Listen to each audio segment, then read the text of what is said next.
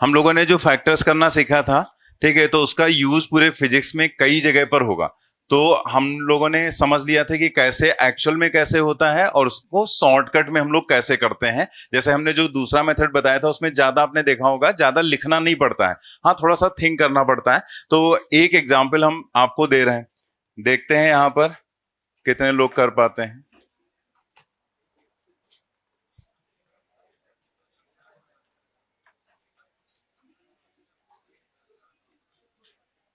X square plus 5x minus 6 is equal to 0। X square plus 5x minus 6 is equal to 0। इसके factors करने हैं, 6 and 1। और कोई एक आंसर आया, 6 एंड 1। 3 एंड 2।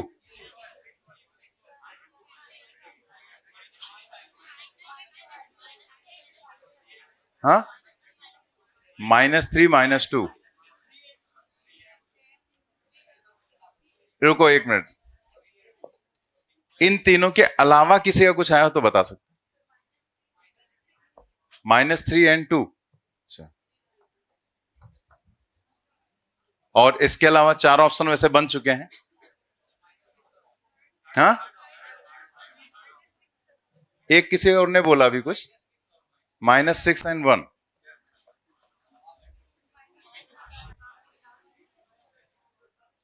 और कोई? पहले केरला वगैरह के जो एग्जाम होते थे उसमें 5 ऑप्शन आते थे, तो 5 बन चुके हैं। तुम चाहो तो और बना सकते हो गया ना। अब जरा बताओ यहां पर, कहते हम तो बता ही चुके हैं, वहां पर ये सारे आंसर्स गलत हैं, यहां से लेकर यहां तक यही वाला सही है सिर्फ, -6 एंड +1। ठीक है, तो तुम क्या पढ़ के आए हो, क्या रिवाइज करके आए हो?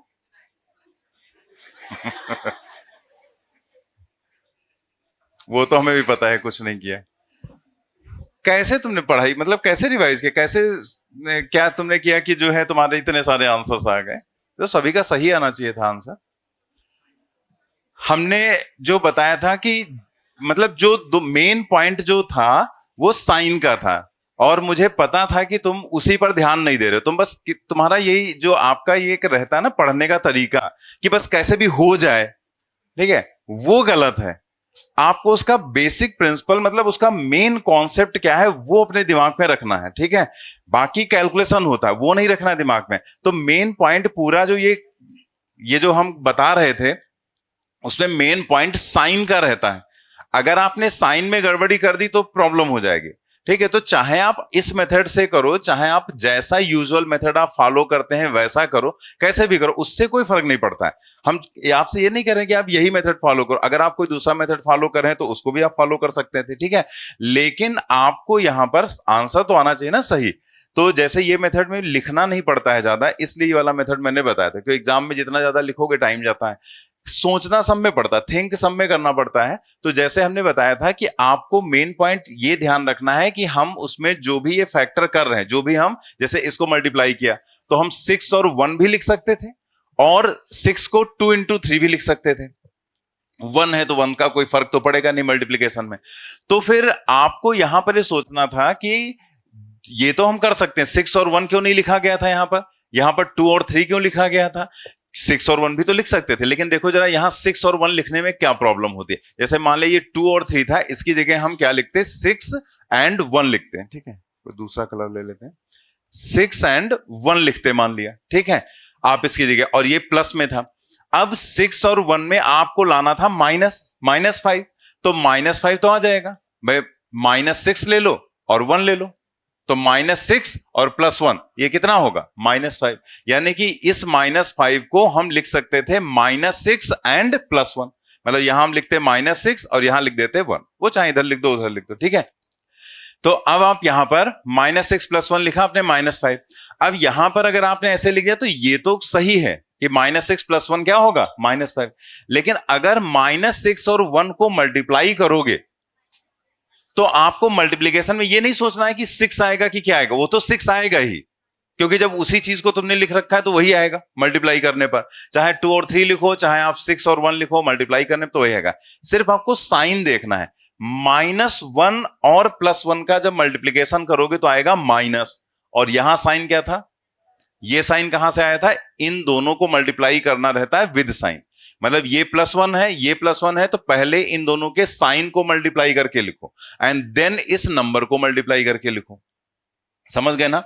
और जब यहां पर आप 2 नंबर लिखेंगे तो उन 2 नंबर को ऐड करने पर ये बनना चाहिए और मल्टीप्लाई करने पर वो होना चाहिए। तो ऊपर मल्टीप्लीकेशन नहीं चेक करना, ऊपर सिर्फ साइन चेक करना रहता है। तो यहां पर अगर आप देखो तो ये जो -6 और 1 है वो गलत हो जा रहा है, क्योंकि -6 और 1 का मल्टीप्लीकेशन माइनस में आ रहा है, जबकि ऊपर क्या है, प्लस। इसीलिए वो आंसर ये वाला यहां पर गलत हो जाएगा। ठीक है, अब यहां पर देखो, यहां पर जैसे आपने 3 2 -3 -2 3 -3 जो भी लिख रहे हैं, तो अगेन अब यहां पर अगर आप देखो तो जैसे हमने यहां लिखा 1, जब कुछ ना हो तो 1 लिख लो। अब इन दोनों को मल्टीप्लाई करना है, तो इन दोनों को मल्टीप्लाई करने पर पहले तो आपको माइनस लिखना है, माइनस लगा देना, साइन प्लस माइनस माइनस हो जाएगा। देन इसके अंदर आप लिख दो 1 × 6। अब आप कहेंगे हम 2 × 3 भी लिख सकते हैं, लिख दो, कोई प्रॉब्लम थोड़ा है, वो तो आपको बाद में सोचना ही पड़ेगा। तो जैसे 1 × 6 लिखा, अब पहले हम 1 × 6 को ही चेक कर लें, क्या हमारा मैच हो जाएगा कि नहीं हो जाएगा। तो पहले ये देखो आप 1 और 6 लिखे, जैसे मान लिया, पहले हम वो वाला समझा देते हैं जो आपने ये 3 और 2 लिखा। अब मान लिया आपने इसको लिख लिया होता 3 and 2, 3 × 2। अब 3 और 2 से आपको 5 बनाना है, ठीक है। तो आपने यहां पर कह दिया कि भाई इसको हम 3 लिख दें, इसको 2, 3 + 2 क्या हो जाएगा, 5। कोई प्रॉब्लम नहीं है, बिल्कुल सही है। लेकिन आप साइन देखो, ये प्लस है, ये प्लस है, तो दोनों का मल्टीप्लीकेशन प्लस में आएगा, और ऊपर क्या आ रहा है, साइन मिसमैच हो गया ना। तो साइन मिसमैच नहीं होना चाहिए। मतलब नंबर तो लिखने ही लिखने हैं, वो तो आप कर लेते हैं, उसमें दिक्कत नहीं होती। मेन होता है साइन छूट जाता है। तो दोनों के मल्टीप्लीकेशन पर प्लस साइन आ रहा है और यहां क्या आ रहा है, माइनस आ रहा है। तो आपको यह ध्यान देना है कि साइन मैच करना चाहिए। तो इसका मतलब 3 और 2 नहीं रहेगा, ठीक है। -3 2 कुछ भी आप लिख दो, वो कुछ भी नहीं हो सकता है। यहां पर आप कोई भी चीज चेक कर लो, कोई भी ऑप्शन जैसे आपको इसमें लग रहा हो नहीं ये हो सकता है, तो वो आपको हम बता देंगे कि आप वो आंसर होगा नहीं। ऐसे आप चेक करेंगे तो तुरंत समझ में आ जाएगा। अब अगर आपको ये नहीं मिल रहा है 3 और 2, तो चलिए यहां से हमने ये 3 2 हटा दिया, ठीक है। अब यहां पर हमने 6 ही लिख लिया, ठीक है, 1 and 6। थोड़ा सा प्रैक्टिस कर लेंगे, सोच लेते हैं, तो इतना ज्यादा सब लिखना नहीं पड़ता है। वो ऐसे देख के पता चल जाता है कि 6 और 1 लिखना है कि 1 and 6, क्योंकि इसमें सब थिंकिंग, सोचने का ही काम है। तो हमने 1 और 6 लिया। अब 1 6 से हमें +5 बनाना है, ठीक है। तो +5 बनाना है, तो हमने क्या लिखा, 6, और यहां क्या लिखा, -1। 6 - 1 +5, और इन दोनों को मल्टीप्लाई करोगे तो साइन क्या आएगा, माइनस का आएगा साइन, और ऊपर क्या लगा हुआ है, माइनस। तो साइन मिसमैच नहीं करना चाहिए। साइन मिसमैच करेगा, गड़बड़ हो जाएगा, आपका फैक्टर गड़बड़ हो जाएगा, ठीक है। तो साइन एकदम मैच करना चाहिए, आपको ये ध्यान देना है, ठीक है। अब तो नहीं गड़बड़ होगा ना। किसी में भी देखो वही चीज थी, इसमें भी देखो माइनस माइनस मल्टीप्लाई किया, क्या आ रहा है, प्लस, और यहां दोनों को मल्टीप्लाई करने पर प्लस आ रहा था। आप इसमें देखो, ये प्लस था, ये प्लस था, ये प्लस है, और यहां देखो दोनों माइनस में थे, तो माइनस माइनस मल्टीप्लाई करोगे क्या हो जाएगा, प्लस। तो कहीं भी साइन मिसमैच नहीं हो रहा। मतलब ऐड करने पर ये नंबर तो आना चाहिए, लेकिन इन दोनों का मल्टीप्लिकेशन का साइन और ये साइन दोनों वो भी मैच करने चाहिए, ठीक है। तो आपको क्लियर हो गया ना। ये किसी में भी देखोगे, जैसे यहां देखो, ये प्लस था, ये माइनस था, मल्टीप्लाई किया, माइनस हुआ, और इन दोनों को मल्टीप्लाई करोगे, ये भी तो प्लस माइनस मल्टीप्लाई होकर क्या आएगा, माइनस। तो साइन सब कहीं का मैच कर रहा है, ठीक है। बाकी तो ये नंबर है, जोड़ घटा के आप बना ही लोगे कैसे भी, इसके फैक्टर करके जोड़ घटा के, कि बस इतना आना चाहिए, ठीक है, विद साइन। और दोनों का मल्टीप्लीकेशन चेक करना है कि वो साइन के साथ ही मैच करना चाहिए, ठीक है। तो अब जरा यहां पर देखो, 6 और 1 हो गया।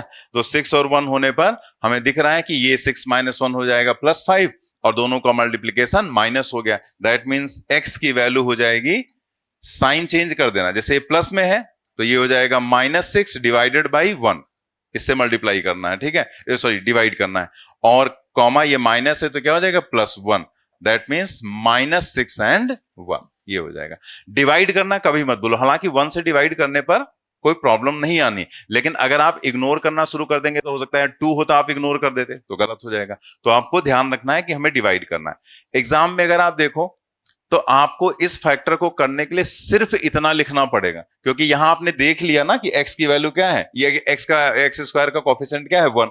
तो आपको पता है कि 1 से डिवाइड करने पर हमें कुछ करना नहीं है। एक वैल्यू हो गई -6, दूसरी वैल्यू हो गई +1। इसीलिए मैंने ये मेथड बताया था, क्योंकि इसमें हमें लिखना नहीं होता है, और उसके पहले वाला ये जो मेथड होता है इसमें हमें थोड़ा सा लिखना पड़ जाता है, टाइम लग जाता है बस। ठीक है, तो नोट कर लो इसको। इसके बाद हम लोग आ जाते हैं क्वेश्चन पर। क्वेश्चन नंबर 20, एक क्वेश्चन हमें और करना था, 20 नंबर 19 तक हो गया था, तो 20 नंबर क्वेश्चन ट्राई कर लेंगे हम लोग इसके बाद। फर्स्ट ऑप्शन सभी लोग देखो ट्राई करके। Question number 20, a particle starts with a velocity of 2 meter per second and moves in a straight line with a retardation of 0.1 meter per second square. Retardation दिया गया, स्ट्रेट लाइन में move कर रहा है, velocity वो है, ये है रिटार्डेशन। इसका मतलब दोनों अपोजिट होंगे एक दूसरे के। The first time at which the particle is 15 metre from the starting point is, पहली बार। तो ये जो यहां इसने लिखा है फर्स्ट टाइम, इसका क्या मतलब है, तो ये अभी हम बाद में समझेंगे जब हमारा आंसर आ जाएगा। ठीक है, कि ये यहां पर हमें क्या आंसर टिक करना है। At which the particle is 15 metre from the starting point, कि पहली बार पार्टिकल 15 मीटर पर कब होगा। ठीक है, तो हम लोग यहां पर क्या करेंगे कि जैसे इस क्वेश्चन में है नहीं कुछ, सिंपल क्वेश्चन है। जैसे उसने फर्स्ट टाइम उसने कहा 15 मीटर पर कब होगा, तो 15 मीटर का मतलब उसने एस आपको दिया है ना, एस दिया, और ये इनिशियल वेलोसिटी दी, और ये यहां पर क्या है एक्सेलरेशन। तो इनिशियल वेलोसिटी और एक्सेलरेशन तो कभी डिसाइड नहीं करते हैं कि कौन सी इक्वेशन यूज करनी, बताया था ना कि आप, क्योंकि वो सब में होता है ना यू और ए। तो अब ये क्या है, एस है ना, और पूछा क्या गया है टाइम। तो एस और टी मतलब कौन सी इक्वेशन, सेकेंड इक्वेशन, क्योंकि सेकेंड इक्वेशन में ही एस और टी आते हैं। ठीक है, तो इसका मतलब हम सेकेंड इक्वेशन यहां पर यूज कर लें, s is equal to u t plus half a t square. ठीक है, अब वैल्यूज रखनी है, तो डिस्प्लेसमेंट हो गया 15 और u इनिशियल वेलोसिटी, तो इनिशियल वेलोसिटी यहां पर क्या है 2, तो उसको हमने रख दिया यहां पर 2t, और प्लस यहां पर प्लस हाफ। अब देखो a जो है वो क्या है रिटार्डेशन, तो रिटार्डेशन का मतलब अगर वेलोसिटी इस डायरेक्शन में आप मान रहे हैं तो एक्सेलरेशन उल्टा होगा ना, तो रिटार्डेशन को फिर हम माइनस में रखेंगे, तो यहां पर रखेंगे -0.1 इंटू टी स्क्वायर। ठीक है, बस इसी को हमें सॉल्व कर लेना है, तो आप इतना नोट करो, अपने हिसाब से सॉल्व कर सकते हैं।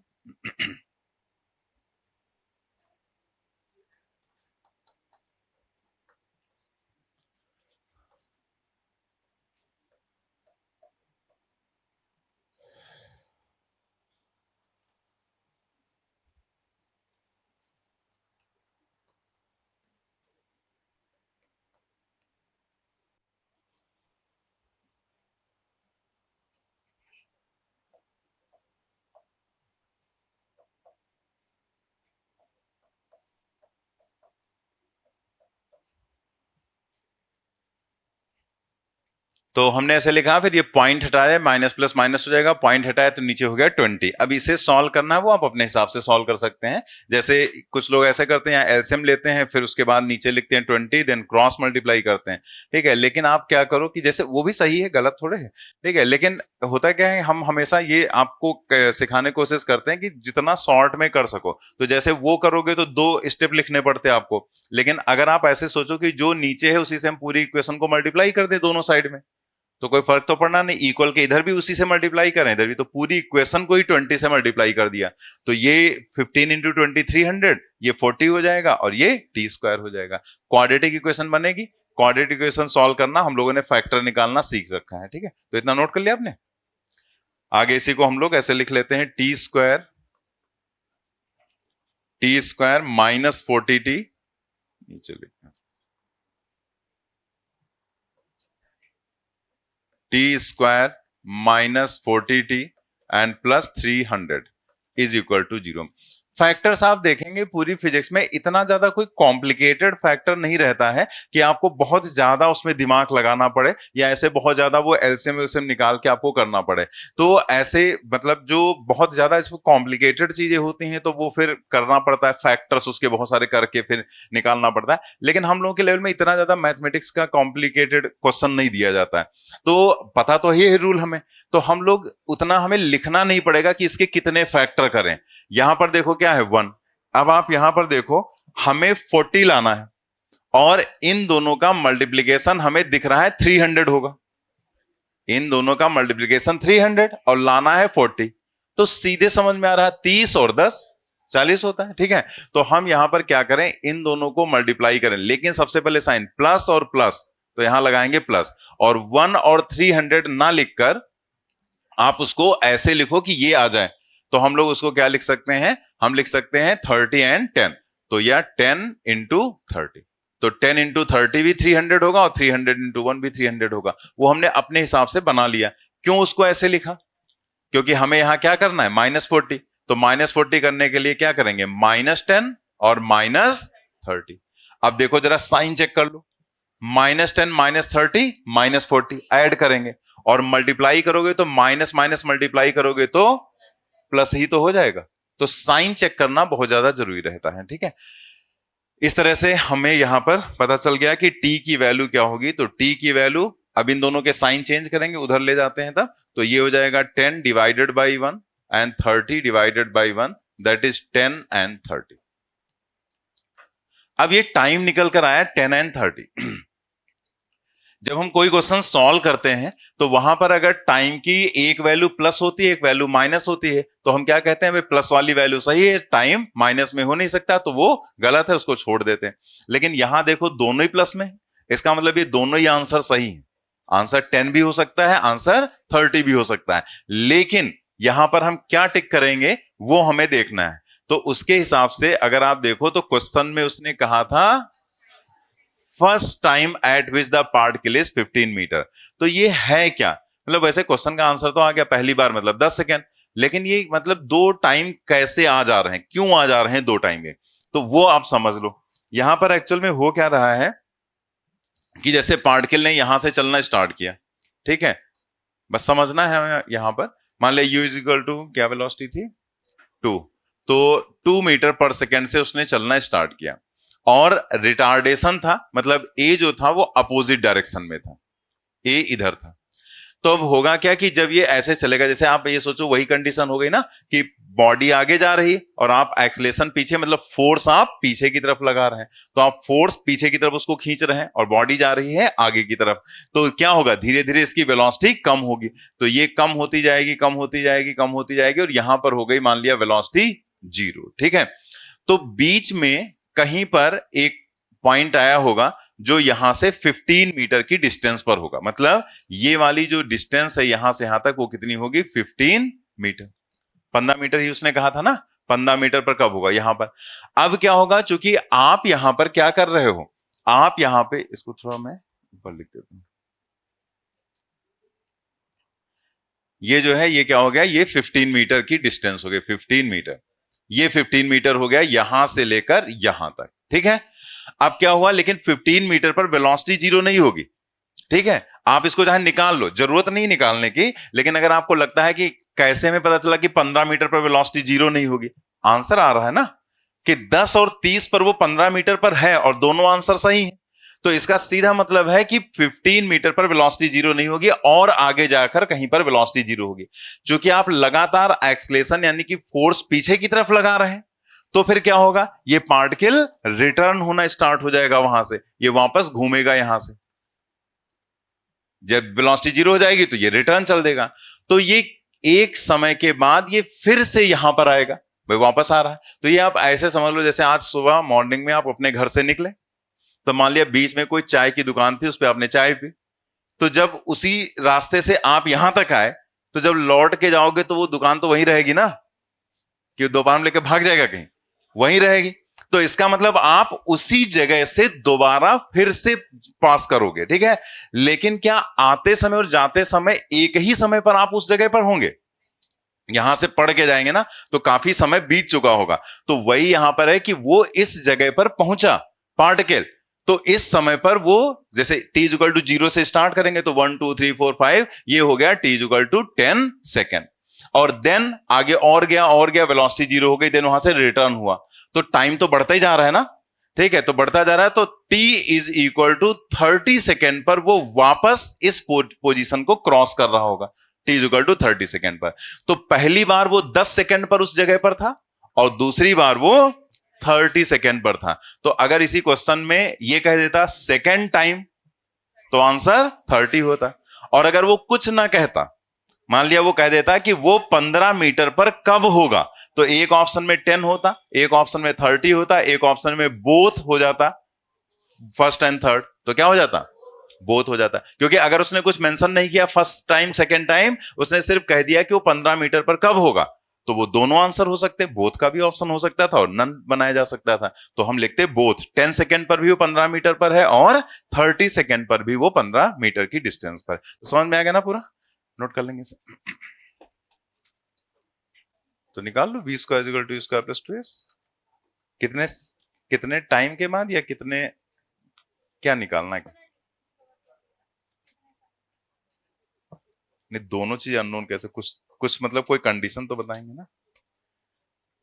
जैसे आपको ये 30 सेकेंड पर डिस्टेंस निकालना है, तो आप यहां से जैसे यहां से यहां पर वेलोसिटी 0 होगी, तो वेलोसिटी 0 कितने समय के बाद होगी या कितनी डिस्टेंस चलने के बाद होगी, तो आप सीधे सीधे निकाल लो, डिस्प्लेसमेंट यहां का निकाल लो, v square is equal to u square plus 2। इनका क्वेश्चन ये है कि अगर हमें ये निकालना होता कि यहां से यहां तक मतलब वेलोसिटी 0 होगी तो कितना चला, या वो 30 सेकेंड पर वापस आ गया तो 30 सेकेंड में उसने कितनी डिस्टेंस कवर की।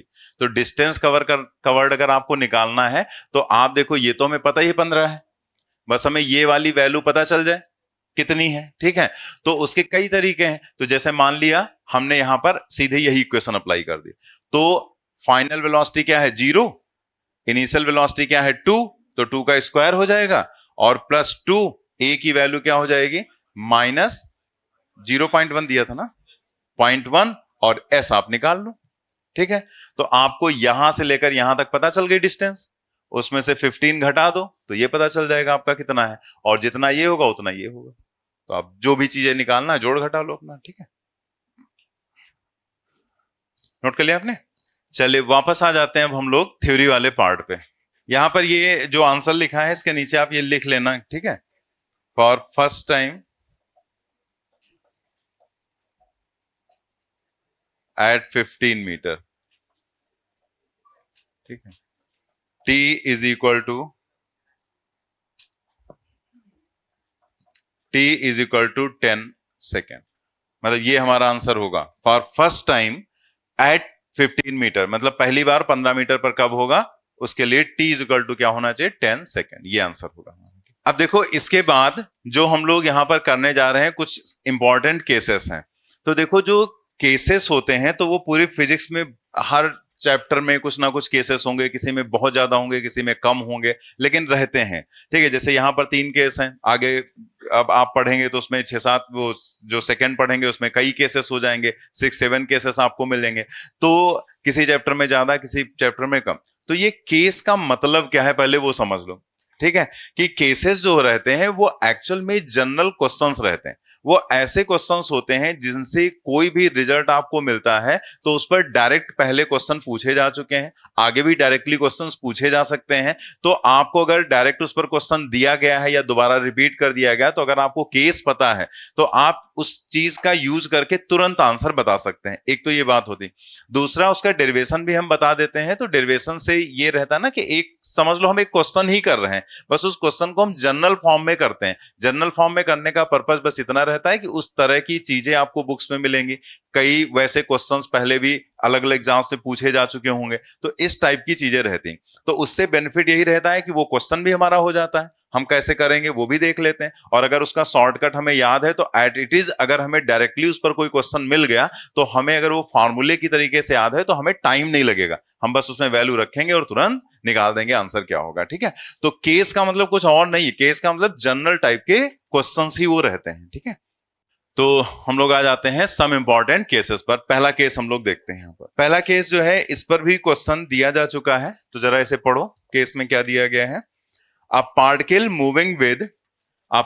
Moving with constant acceleration. Again देखो, कांस्टेंट एक्सेलरेशन का केस है, यानी कि इक्वेशंस ऑफ मोशन आराम से हम अप्लाई कर सकते हैं।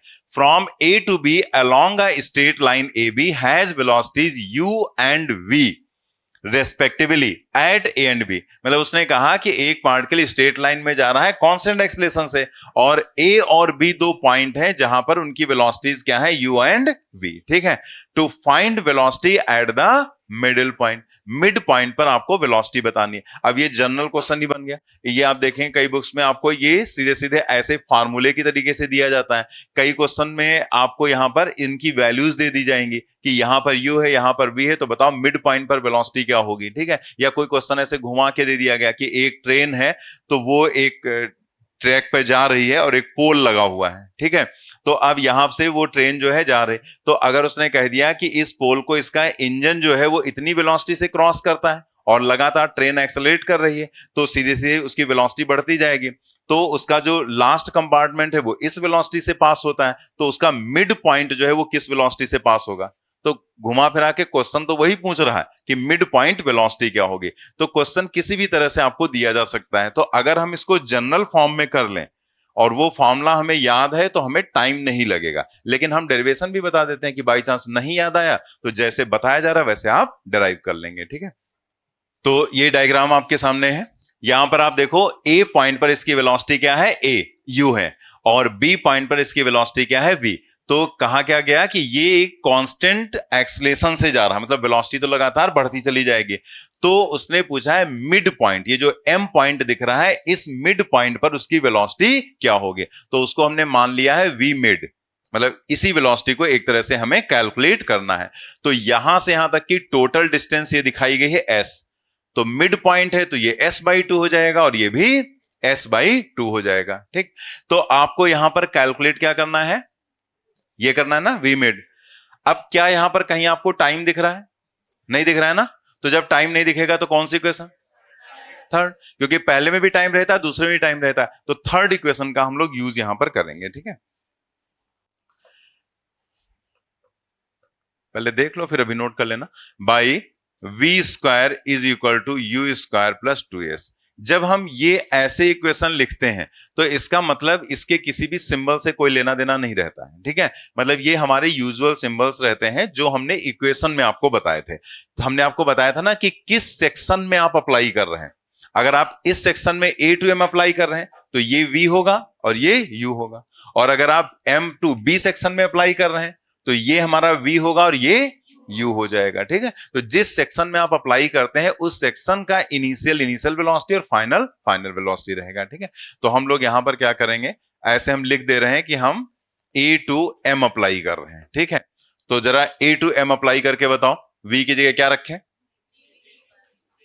v मिड रखेंगे ना, a to m v mid, तो यहां पर क्या रखेंगे? v mid square, and u की जगह पर u ही रखेंगे, u square and plus 2a, और s की जगह पर s/2 हो जाएगा। ठीक है, तो ये हमारी बन गई एक इक्वेशन। ऐसे ही अगर हम यहां पर m2b अप्लाई कर लें, ठीक है, m2b, तो m2b में final velocity m2b, final velocity v है ना, तो यहां पर हम v स्क्वायर रखेंगे, इनिशियल वेलोसिटी v मिड हो जाएगा, तो हमने यहां पर रखा v mid square and plus 2a और अगेन s/2। ठीक है, क्योंकि वो भी डिस्टेंस s/2 है।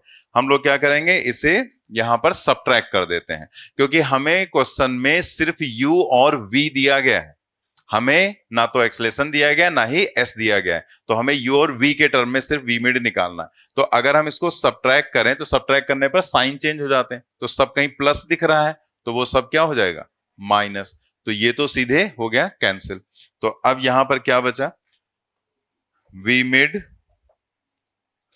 Square minus v square is equal to u square and minus v mid square. ठीक है, v मिड स्क्वायर जो है वो इधर ले आते हैं, तो ये बन जाएगा 2 टाइम्स v मिड स्क्वायर, और ये v स्क्वायर इधर ले जाते हैं तो ये बन जाएगा u square plus v square. It implies that v mid अगर आप कैलकुलेट करो, ठीक है, तो u square plus v square upon 2, और चूंकि स्क्वायर है हटेगा तो रूट लग जाएगा। इसका मतलब यहां पर क्या आ जाएगा, root u square plus v square and divided by 2।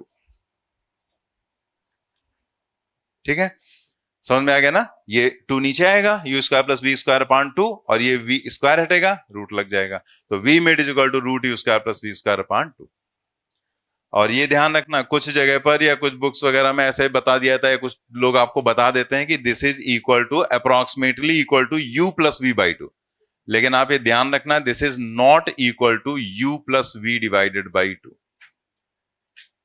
ठीक है, ये u प्लस v बाई 2 के बराबर नहीं होगा, not equal to. u plus v by 2 क्या होता है? एवरेज वेलोसिटी होती है, और ये क्या है? Mid point velocity. तो कुछ डेटा ऐसा हो सकता है कि लगभग लगभग दोनों बराबर हो सकते हैं, ठीक है, लेकिन एग्जैक्ट बराबर नहीं होंगे। तो आपके यहां ये क्वेश्चन पूछा गया था इस पर, जिसमें उसने क्या किया, दोनों से आंसर बना दिए। अब जिन लोगों ने ये वाला आंसर सोचा कि इसी के बराबर है, यही वाला टिक कर देते हैं उठाकर, जिसने ये टिक किया उसका गलत हो गया। काफी पहले हालांकि पूछा गया था, तो ये वाला आंसर आप रखेंगे मिड पॉइंट के लिए। ठीक है, नोट कर लिया आपने? तो फॉर्मूला ये याद रखना मिड पॉइंट का, क्योंकि ये बहुत जनरल केस है, जैसे एवरेज वेलोसिटी। तो एवरेज वेलोसिटी वाला u प्लस v बाई 2 जो हम लोगों ने पढ़ा था, वो भी एक बहुत जनरल था, उस पर हम लोगों ने क्वेश्चन किए थे। ऐसे इस पर भी क्वेश्चन आपके यहाँ पूछा जा चुका है, तो एक बहुत जनरल फॉर्मूला है, इसलिए इसको ऐसे केस के फॉर्म में करा दिया गया। बाकी तो वेलोसिटी तो कहीं भी पूछी जा सकती है, वो बीच में यहाँ यहाँ कहीं भी पूछ सकता है, तो वो तो फिर क्वेश्चन सॉल्व ही करना पड़ेगा आपको। हम लोगों ने किया भी वैसे कि इक्वेशंस का एप्लीकेशन करके क्वेश्चंस कैसे करते हैं, लेकिन यहां पर क्या है, मिड पॉइंट। तो मिड पॉइंट पूछे तो याद कर लो, सीधे root u square plus v square divided by 2। ठीक है,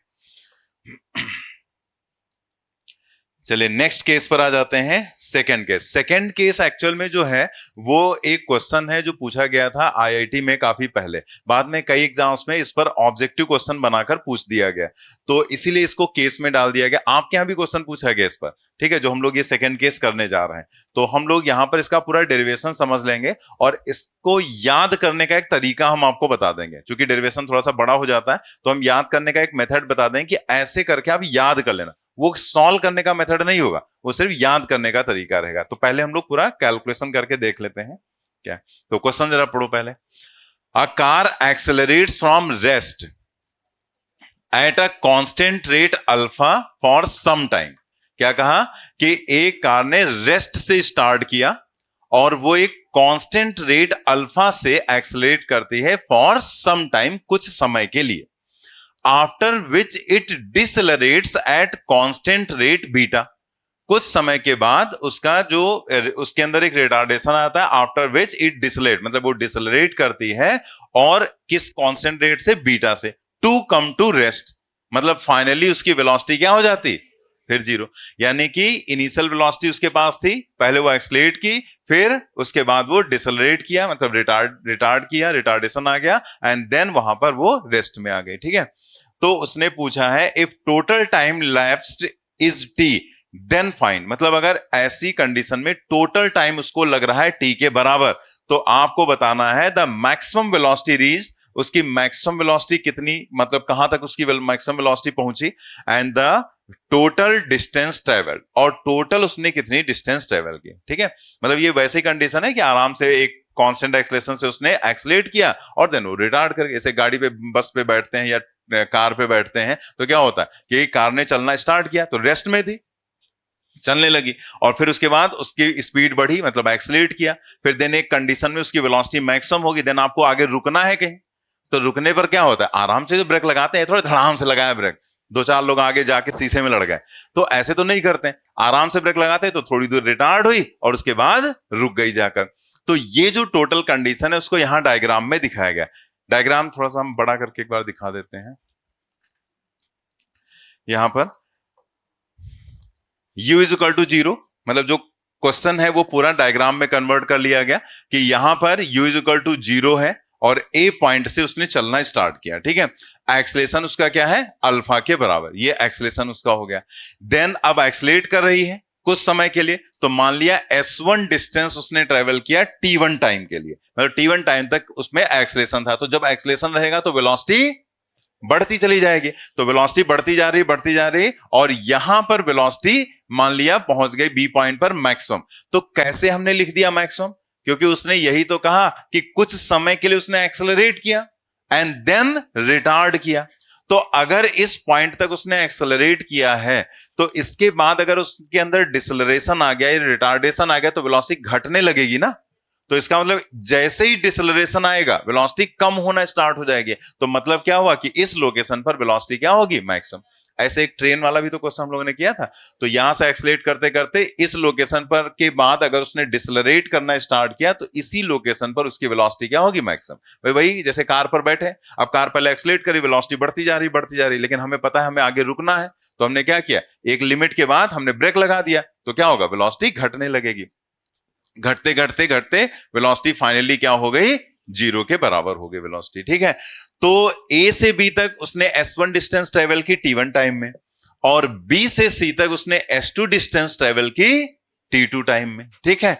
टोटल डिस्टेंस जो उसने कवर किया है वो s, वो यहां से है, थोड़ा ये आगे बन गया,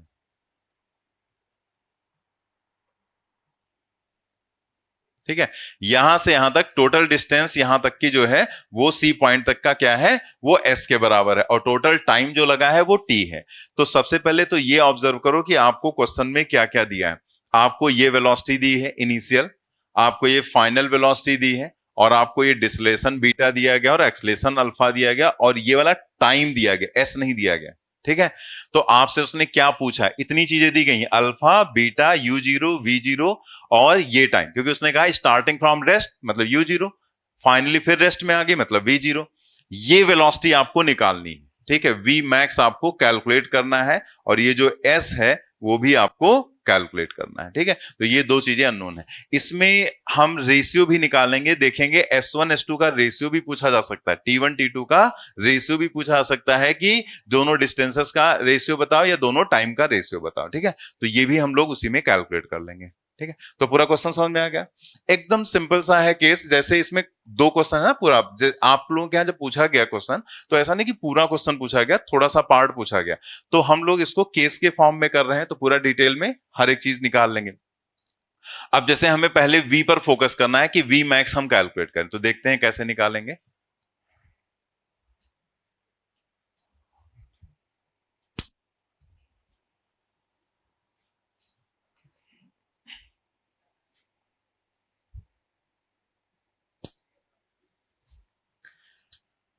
तो हम लोग यहां पर देखते हैं कि हम कैसे निकालेंगे वी मैक्स। तो सबसे पहले आप ये देखो कि जैसे अगर आपको वी निकालना है, आपको एक्सलेशन दिया गया है, इनिशियल वेलोसिटी 0 आपको दी गई है, और टाइम टाइम आपको पता है टोटल, लेकिन t1 t2 नहीं पता है, क्या पता है, टोटल। तो एक तरह से एक कंडीशन हमारे दिमाग में आ गई कि जो ये t1 प्लस t2 है, लिखने की जरूरत नहीं है ऐसे, बस t1 प्लस t2 है वो किसके बराबर है, टी के बराबर।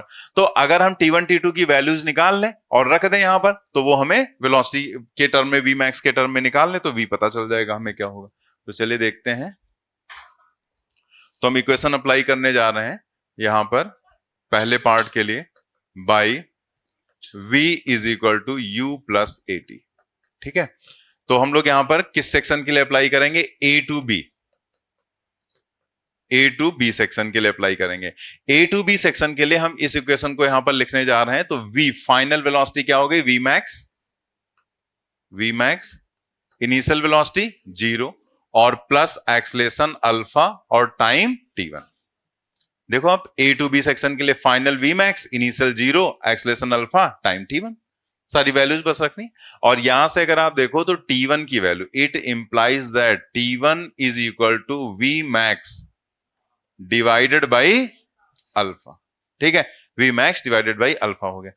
ऐसे ही अगर हम यहां पर, अच्छा एक चीज बताओ, जैसे एक क्वेश्चन हम लोगों ने पीछे किया था, ठीक है, वो सक्सेसिव किलोमीटर वाला, तो जैसे याद आया ना, तो उसमें हम लोगों ने ए टू बी अप्लाई किया था एंड देन हमने ए टू सी अप्लाई किया था। यहां पर ए टू बी हम अप्लाई कर चुके हैं, तो अब हम क्या करें, बी टू सी अप्लाई करें कि ए टू सी अप्लाई कर लें? A to C, B to, A to C नहीं अप्लाई कर सकते हैं? क्यों नहीं कर सकते? ये चेंज हो गया ना, बिल्कुल सही। अगर आप कभी भी ऐसे करते हैं, जैसे कुछ लोग दिमाग में चीज आ जाती है, इसलिए मैंने पूछा कि यहां भी ए टू सी अप्लाई कर दें, लेकिन ए टू सी अप्लाई नहीं कर सकते क्योंकि बीच में एक्सलेशन बदल गया। अगर एक्सलेशन चेंज ना होता, पूरे में एक ही जैसा एक्सलेशन रहे, तो आप अप्लाई कर सकते हैं। जैसे अभी मिड पॉइंट वाला हमने केस बताया आपको, तो मिड पॉइंट वाले केस में पूरे में एक्सलेशन एक जैसा था, तो वहां पर आप चाहे A to B to C apply करते, और चाहे ए टू बी और ए टू सी अप्लाई करते, दोनों से आपको सेम आंसर मिलता, बस इक्वेशन बदल जाते, लेकिन जब सॉल्व करते तो आंसर सेम मिलता। लेकिन अगर यहां आपने ए टू सी अप्लाई कर दिया तो गलत हो जाएगा, क्योंकि यहां पर एक्सलेशन चेंज हो गया, वो बन गया डिसलेशन। तो अगर एक्सलेशन चेंज हो जाता है तो आप पूरे सेक्शन को एक में कंसीडर नहीं कर सकते, तब आपको अलग अलग सॉल्व करना पड़ेगा। तो यहां पर हम बी टू सी ही अप्लाई करेंगे। तो B to C, B to C के लिए फिर फॉर्मूला तो ही लगेगा। तो बताओ फाइनल वेलोसिटी कितनी, कितनी वेलोसिटी? जीरो। बी टू सी देखो आप, फाइनल वेलोसिटी क्या है? जीरो, तो हमने रखा zero. Initial velocity V max, B to C के लिए इनिशियल ये पॉइंट होगा वी मैक्स, ठीक है। तो यहां पर हमने वी मैक्स रखा, और फिर माइनस बीटा, माइनस रखेंगे ना, डिस्लेशन है, तो रखेंगे यहां पर minus beta into t two. It implies that T2 is equal to V max divided by beta, ठीक है। एक ही लाइन में मैंने लिख दिया भाई, इसको इधर लाएंगे तो beta T2 is equal to V max, तो T2 is equal to V max upon beta, मतलब T1 हो गया V max अपॉन अल्फा और T2 हो गया V max अपॉन बीटा। अब यहां से हम लोग क्या कर सकते हैं, लिख सकते हैं as T1 plus T2 is equal to T। तो ये क्या इंप्लाई करा, अब देखो दोनों में V max दोनों में है, तो आप चाहे तो अलग अलग पहले लिखो फिर कॉमन लिखो, या आप एक काम कर सकते हैं, डायरेक्ट T1 की जगह पर लिखेंगे V max अपान अल्फा और T2 की जगह पर लिखेंगे V max अपान बीटा। लेकिन हमें दिख रहा है दोनों जगह V max है, तो हम लोग क्या करें, कॉमन ले लो पहले, तो डायरेक्ट यहां पर लिख लेंगे 1 अपान अल्फा प्लस, और यहां पर आ जाएगा T, ठीक है, इक्वल टू T।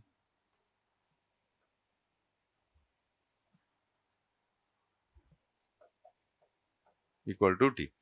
तो हम लोग यहां पर इसे सॉल्व कर लेते हैं जरा। तो V max, यहां पर हम लोग एलसीएम लेंगे तो ये हो जाएगा अल्फा बीटा, और ऊपर हो जाएगा बीटा प्लस अल्फा, ठीक है, that is equal to T। It implies that V max is equal to alpha beta divided by alpha plus beta into T।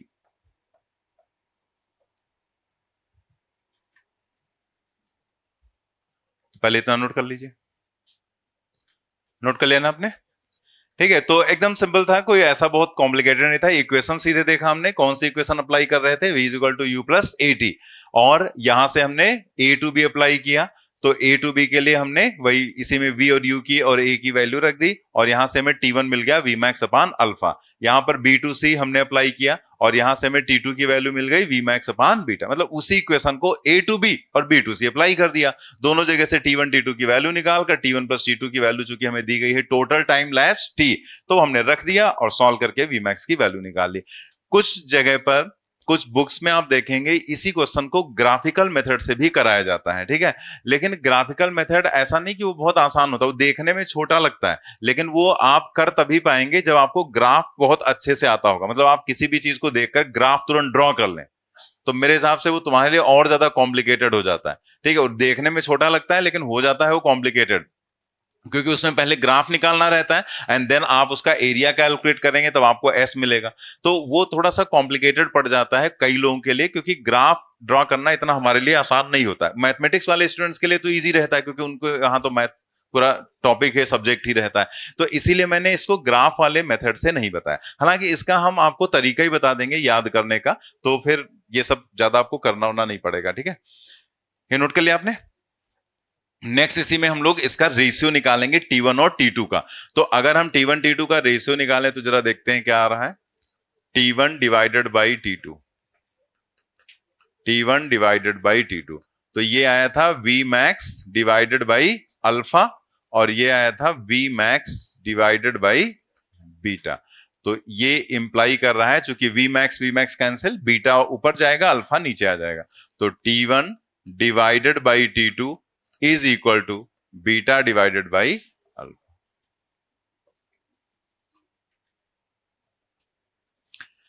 इसके बाद चलिए हम लोग करते हैं इसका दूसरा पार्ट, सेकंड वाला। सेकंड वाले पार्ट में आपसे क्या कहा गया निकालने को? क्या निकालने को कहा गया? डिस्टेंस, टोटल डिस्टेंस, मतलब स्टार्टिंग से लास्ट तक एस की वैल्यू क्या होगी वो हमें निकालना है। तो अगेन जैसे हमें टाइम वाला हमने देखा T1 प्लस T2 टी करके वहां से हमने वी मैक्स निकाल लिया, वैसे अगर आपको टोटल डिस्टेंस निकालनी है तो आप क्या करोगे? आप यहां पर खुद देख सकते हो कि अगर आपको S1 पता चल जाए, S2 पता चल जाए, तो S बराबर क्या होगा? S1 plus S2। तो मतलब ये हुआ कि अगर आपको ये S निकालना है तो आपको ये S1 और S2 निकालने पड़ेंगे। अब हमारे पास इसके दो तरीके हो सकते हैं, हम इक्वेशन कोई भी अप्लाई कर सकते हैं। जैसे हमें टाइम भी पता है T1 T2, ठीक है, यहां से यहां तक का S1 अगर आपको निकालना है तो आप UT plus half AT square भी यूज कर सकते हो। और या फिर अगर आप टाइम को इन्वॉल्व नहीं करना चाहते हैं तो आपने वी मैक्स भी तो निकाल लिया, और वी मैक्स अगर आपने निकाल लिया तो आप v square equal to u square plus 2as apply कर सकते हो। तो चलो हम लोग v square equal to u square plus 2as apply कर लेते हैं, ठीक है। तो हम लोग यहां पर देखते हैं, अप्लाई करके by v square is equal to u square plus 2as, ठीक है। फिर से वही काम हम लोगों को करना है, पहले ए टू बी के लिए हम अप्लाई करेंगे। तो ए टू बी डायग्राम आपके बुकलेट में है, ठीक है, उसको देखकर आप बताओ v की वैल्यू क्या रखें? ए टू बी के लिए क्या रखेंगे? गलत मत लिखवा देना, हम गलत लिख देंगे फिर। v मैक्स स्क्वायर और u 0 प्लस 2 अल्फा और s की जगह पर S1। तो यहां से S1 की वैल्यू आ जाएगी v max square divided by 2 alpha, ठीक है। तो S1 आ गया, यहां से देख के पता चल जा रहा है कि S2 की value v max square upon क्या होगा? 2 बीटा, क्योंकि दोनों सेक्शन एक ही जैसे हैं, बस एक में एक्सलेशन है, दूसरे में रिटार्डेशन है, एक में अल्फा दूसरे में बीटा। हालांकि हम लोग लिख लेंगे, दूसरा सेक्शन क्या हो जाएगा? B2C के लिए, जल्दी से बोलो। Final velocity 0, initial velocity v max square minus, क्योंकि रिटार्डेशन है तो माइनस हो जाएगा 2 बीटा इंटू S2। देखो आया वही, S2 इज इक्वल टू, इसको इधर लाएंगे and then S2 is equal to V max square upon 2 beta. तो V max square upon 2 beta,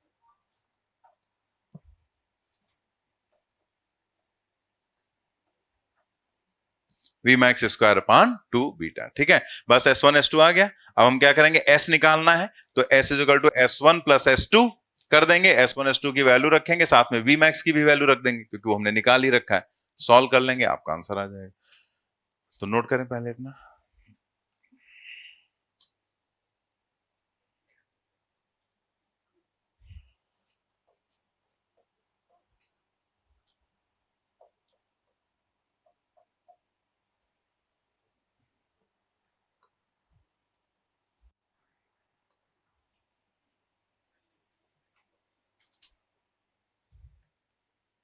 तो अब हम लोग क्या करेंगे?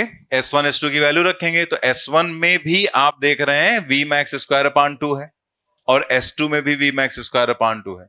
तो अब ये आपकी मर्जी, आप चाहे पहले उसको लिखो फिर उसको अलग अलग लिखो, ठीक है, दो तीन स्टेप में, या डायरेक्ट आप जो चीज दोनों में लिखना उसको कॉमन ले लो, ठीक है, क्यों बार बार स्टेप्स क्यों बढ़ाने। तो हम लोग यहां पर क्या करेंगे? v max square divided by 2 और ब्रैकेट में हो जाएगा 1 अपान अल्फा प्लस 1 अपान बीटा, ठीक है।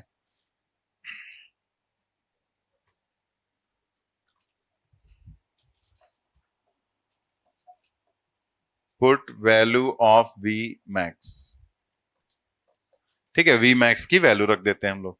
तो s इज इक्वल टू आ जाएगा 1/2, देखो यहां पर 1/2 है, उसको अलग कर लिया। v मैक्स का स्क्वायर करना है, और v मैक्स हमने कितना निकाला? Alpha beta upon alpha plus beta into t. तो हम लोग यहां पर v मैक्स स्क्वायर करेंगे, यानी कि alpha beta divided by alpha plus beta into T, ठीक है। और ये पूरे का स्क्वायर कर दिया, और ब्रैकेट में आगे क्या बचा, यहां पर अल्फा बीटा और ऊपर अल्फा प्लस बीटा। ठीक है, तो ये अल्फा बीटा और ऊपर बचेगा अल्फा प्लस बीटा। ठीक है, अब जरा यहां पर देखो कि हम लोग इसे कैसे लिखेंगे। यहां पर 1/2, यहां पर अल्फा बीटा और यहां पर भी अल्फा बीटा, तो कैंसिल तो होगा लेकिन फिर भी एक अल्फा बीटा बचेगा क्योंकि ये क्या है, स्क्वायर में। तो हम यहां पर लिखेंगे अल्फा बीटा। ऐसे ये अल्फा प्लस बीटा है, ये अल्फा प्लस बीटा है, तो कटेगा तो, लेकिन यहां एक बच जाएगा क्योंकि ये स्क्वायर में है, तो divided by alpha plus beta. ठीक है, और ये टी का स्क्वायर तो बचेगा ही, तो यहां पर क्या हो जाएगा, टी स्क्वायर।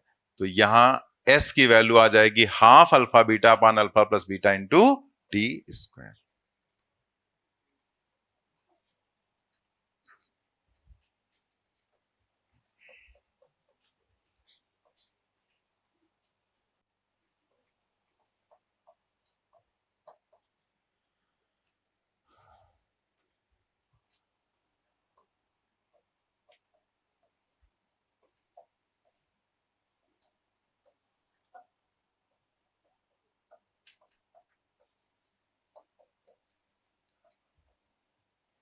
अच्छा, यहां पर भी देखो अगर आप, तो S1 अपान S2 भी बीटा अपान अल्फा आ रहा है, और देखो यहाँ T1 अपान T2 क्या आया था, वो भी बीटा अपान अल्फा। यानी कि ये जो S1 S2 का रेशियो और T1 T2 का रेशियो ये दोनों सेम ही है, बीटा डिवाइडेड बाई अल्फा के बराबर।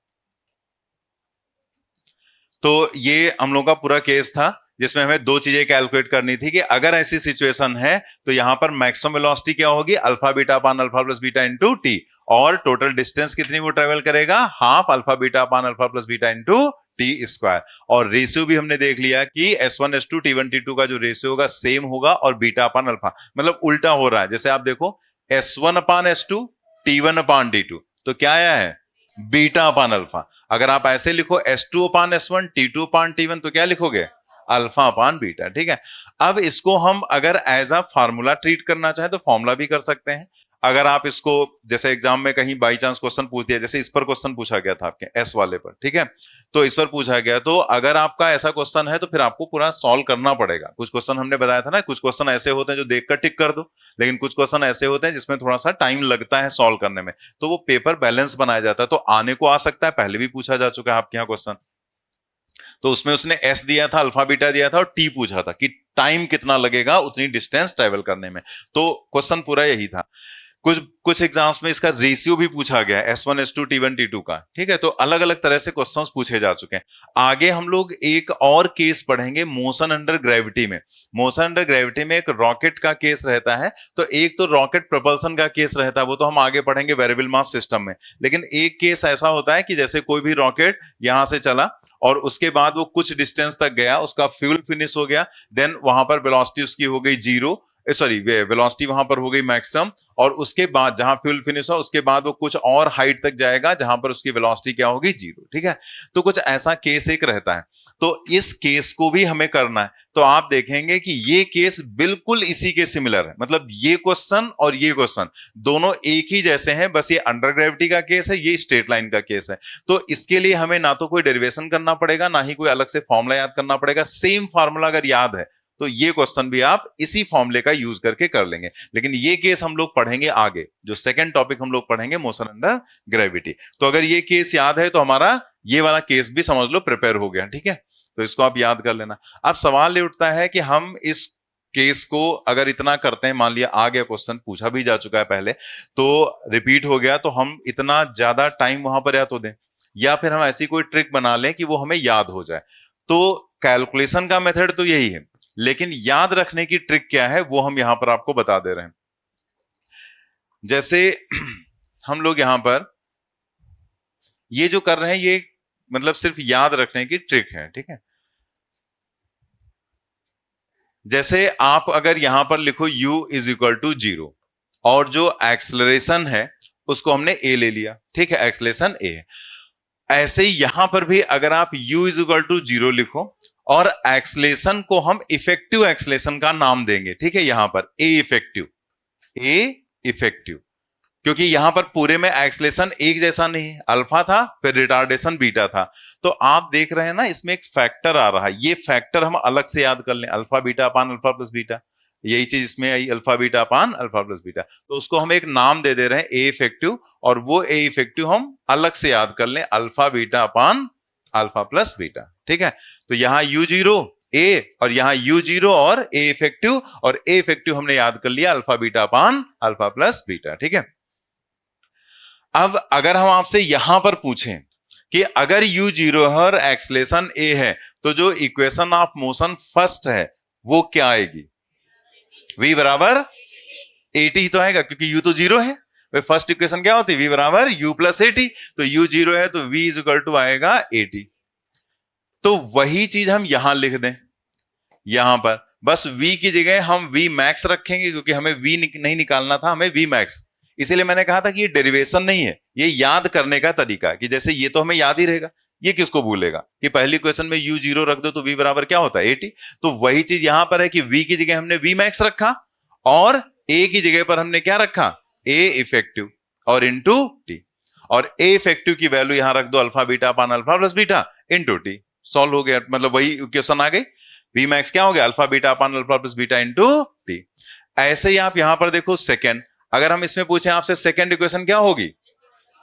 s is equal to half AT square, क्योंकि U0 है तो हमने यहां लिखा s is equal to half AT square. वैसे ही यहां पर हम लिखेंगे s is equal to half, बस a की जगह पर a effective into t square. ठीक है, बस a इफेक्टिव की वैल्यू रख दो आप, alpha beta upon alpha plus beta, वही फॉर्मूला आ गया ना, alpha beta upon alpha plus beta into t square. तो चूंकि ये हमें भूलने का सवाल ही नहीं उठता, इसमें कुछ करना ही नहीं, U0 करना, तो जो ये है वही यहां लिखा है, बस हमने याद रखना है a की जगह हमें क्या रखना है? a इफेक्टिव, और a इफेक्टिव क्या है? Alpha beta upon alpha plus beta. इसमें एक तीसरा पॉइंट और हमें ध्यान रखना है कि जो T1 अपान T2 है, या फिर जो S1 अपान S2 है, वो उल्टा हो जाएगा, that is beta upon alpha. ठीक है, तो इस तरह से हम इसको याद रख सकते हैं जैसे यहां पर बताया गया।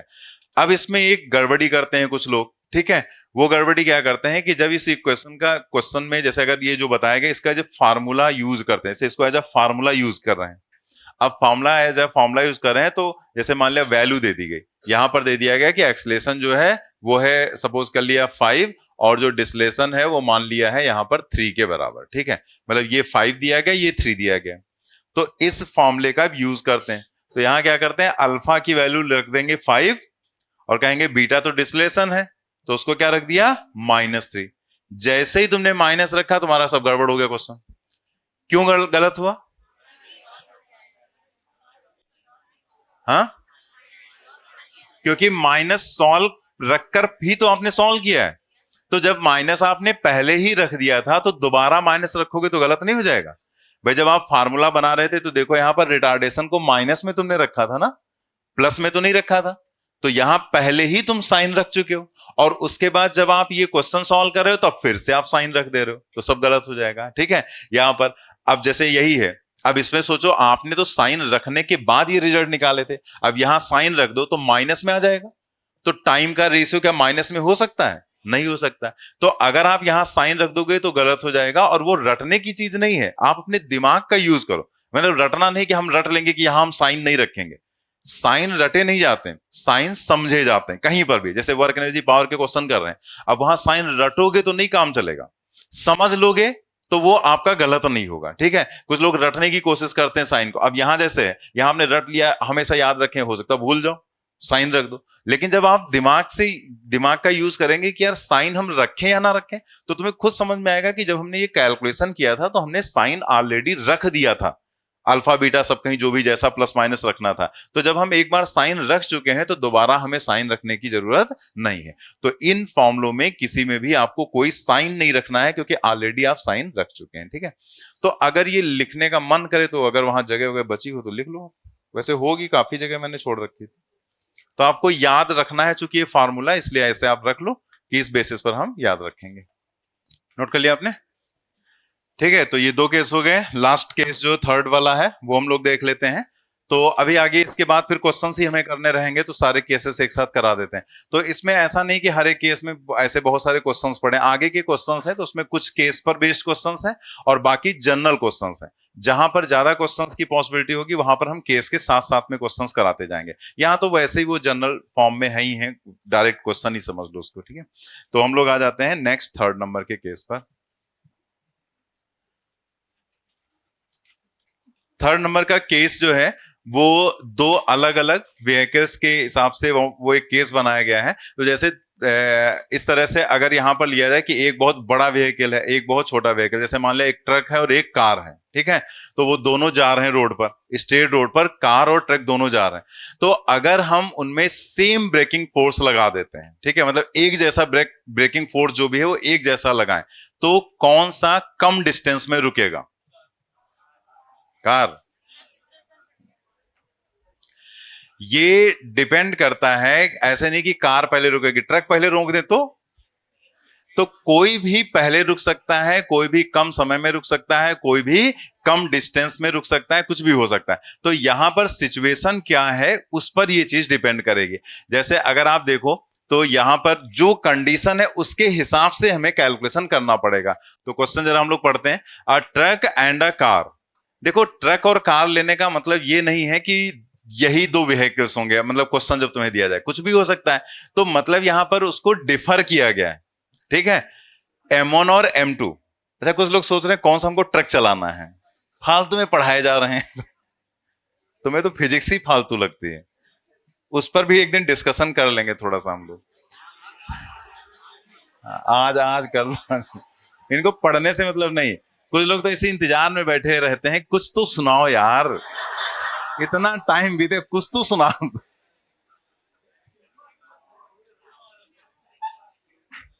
नहीं, कुछ नहीं, आज पढ़ो चुपचाप। रोज रोज वही नाटक क्या करना है आप। ट्रक एंड अ कार, तो ये जो दिया गया है वो जस्ट आपको दिया गया है कि एक भारी व्हीकल है, मतलब जिसका मास बहुत ज्यादा होगा, और एक कार है मतलब उसका मास बहुत कम होगा। तो क्वेश्चन कैसे भी दिया जा सकता है, उसने ये कार और ट्रक हटा दिया, उसने कह दिया कि एक मास M1 है एक व्हीकल का, दूसरे का मास M2 है, and M1 is very very greater than M2, ऐसे उसने कह दिया, ठीक है। तो क्वेश्चन का तरीका बदल गया, लेकिन क्वेश्चन तो वही है कि एक हैवी व्हीकल और एक लाइट व्हीकल है। तो यहां पर इसी तरह से आपको दिया गया कि एक कार है एक ट्रक है, are brought to rest by application of, और यहां पर ये जो टर्म लिखा गया है सेम ब्रेकिंग फोर्स, इसको तुरंत अंडरलाइन करो। A truck and a car are brought to rest by application of same braking force. Same braking force यहां पर जो टर्म यूज किया गया है, तो ये आपको ध्यान रखना है कि अगर ये सेम ब्रेकिंग फोर्स लिखा गया है तभी ये कॉन्सेप्ट एप्लीकेबल होगा। अगर उसने सिर्फ लिख दिया कि ब्रेक सप्लाई किए गए, सेम टर्म उसने हटा दिया, ठीक है, सिर्फ ये वाला टर्म अगर उसने हटा दिया तो पूरा क्वेश्चन बदल जाएगा, फिर ये क्वेश्चन यहां से सॉल्व ही नहीं होगा। फिर इसके लिए आपको जाना पड़ेगा कहां पर, फ्रिक्शन में, और फ्रिक्शन का जो कॉन्सेप्ट होता है वो लगेगा। तो इसी टाइप का क्वेश्चन आपके सामने आएगा, एक क्वेश्चन और, जब हम लोग पढ़ेंगे Newton's law of motion and friction, तो वहां पर हम फिर से आपको याद दिलाएंगे कि ये क्वेश्चन और ये जो पहले हम लोगों ने किया था उसमें डिफरेंस क्या था, ठीक है। तो हम लोग यहां पर, इसलिए मैंने अंडरलाइन करा दिया कि सेम ब्रेकिंग फोर्स, ये जो टर्म है ये जरूर होना चाहिए क्वेश्चन में सेम, अदरवाइज क्वेश्चन का पूरा चेंज हो जाएगा आंसर जो रहेगा, ठीक है। Which one will come to stop in a shorter distance, कौन कम डिस्टेंस में वहां पर रुकेगा, if they are moving with same. अब उसने देखो क्वेश्चन क्या दिया कि अगर वो सेम वेलोसिटी से मूव कर रहे हैं तब कौन कम डिस्टेंस में रुकेगा, सेम काइनेटिक एनर्जी से मूव कर रहे हैं तब कौन कम डिस्टेंस पर रुकेगा, और सेम मोमेंटम से मूव कर रहे हैं तब कौन वहां पर कम डिस्टेंस में रुकेगा।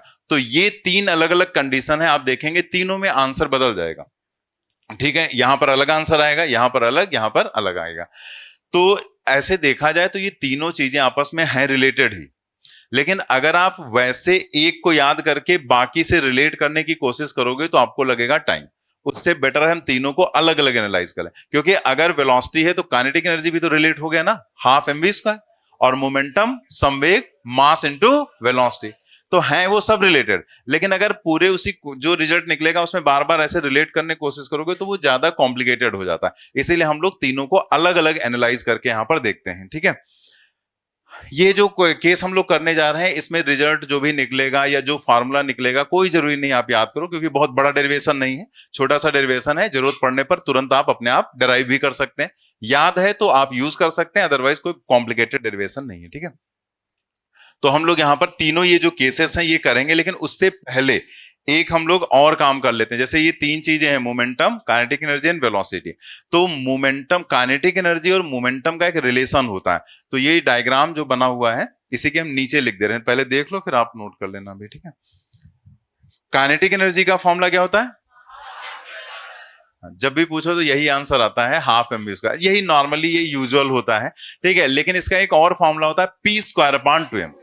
तो हमारे ये दोनों ही फॉर्मूले काफी ज्यादा यूज होते हैं, लेकिन नॉर्मली क्या होता है कि जब भी किसी से पूछो तो ये कोई गलत बात नहीं, वही ज्यादा यूजुअल होता है, तो याद वही आता है, half m u square, m v square, लेकिन यहां पर इनिशियल वेलोसिटी हमने यू माना तो यू लिख दिया।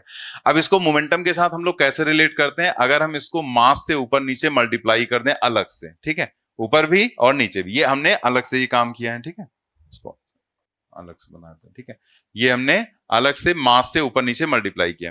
तो जब हमने इसको मल्टीप्लाई किया तो ये कुछ ऐसा बन गया, m u to the whole square, क्योंकि एम भी स्क्वायर में हो गया और यू ऑलरेडी स्क्वायर में था, और नीचे क्या हो गया, 2m, और m into you mass into velocity momentum होता है, तो ये हो गया p square divided by 2m। ठीक है, तो यहां से काइनेटिक एनर्जी का एक और फॉर्मूला आ गया, k is equal to p square upon 2m, k is equal to p square divided by 2m।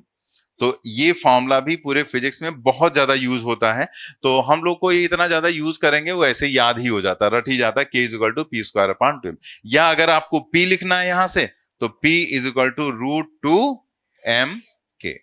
ठीक है, तो यहां पर पी स्क्वायर है, रूट टू एम के, और स्क्वायर हटा देंगे, रूट लगा देंगे, तो p is equal to root two m k. ये जो फॉर्मूला है ना, ये पूरे मैकेनिक्स में कई जगह पर आएगा, इलेक्ट्रोस्टेट में आएगा, मैग्नेटिज्म में आएगा, मॉडर्न फिजिक्स में आएगा, कई जगह पर ये फॉर्मूला आपको मिलेगा यहाँ पर। ठीक है, तो आप भी क्या करो कि इससे, ये क्वेश्चन का पार्ट नहीं था, क्वेश्चन तो दूसरा है हमारा, ये क्वेश्चन का पार्ट नहीं था, बट क्वेश्चन में इसकी रिक्वायरमेंट थी कैलकुलेशन में, तो इसलिए इसको अलग से आपको करा दिया गया। तो आप भी क्या करो, डायग्राम के नीचे इसको लिख लो, जैसे डायग्राम जहां बना है जैसे मैंने लिखा, तो डायग्राम के नीचे आप लिख लो इसे। According to Newton second law, ठीक है, जो एक स्पेसिफिक रिजल्ट होता है F equal to M into A, तो उसी का यूज करेंगे, क्योंकि दोनों पर ब्रेक्स लगाए गए हैं, सेम ब्रेकिंग फोर्स लगाया गया। तो अगर हम यहां पर एक्सलेशन लिखेंगे A, तो जब ब्रेक लगाएंगे तो रिटार्डेशन ही तो होगा। ठीक है, मतलब वेलोसिटी धीरे धीरे कम होगी, तो वेलोसिटी कम होगी तो हम लिए यहां पर हम लोग क्या करेंगे, A is equal to minus F divided by M करें। वैसे एफ बराबर एम ए होता है, तो A is equal to F upon M, लेकिन रिटार्डेशन है तो माइनस एफ अपान एम हो जाएगा, जहां पर एफ क्या है, ब्रेकिंग फोर्स,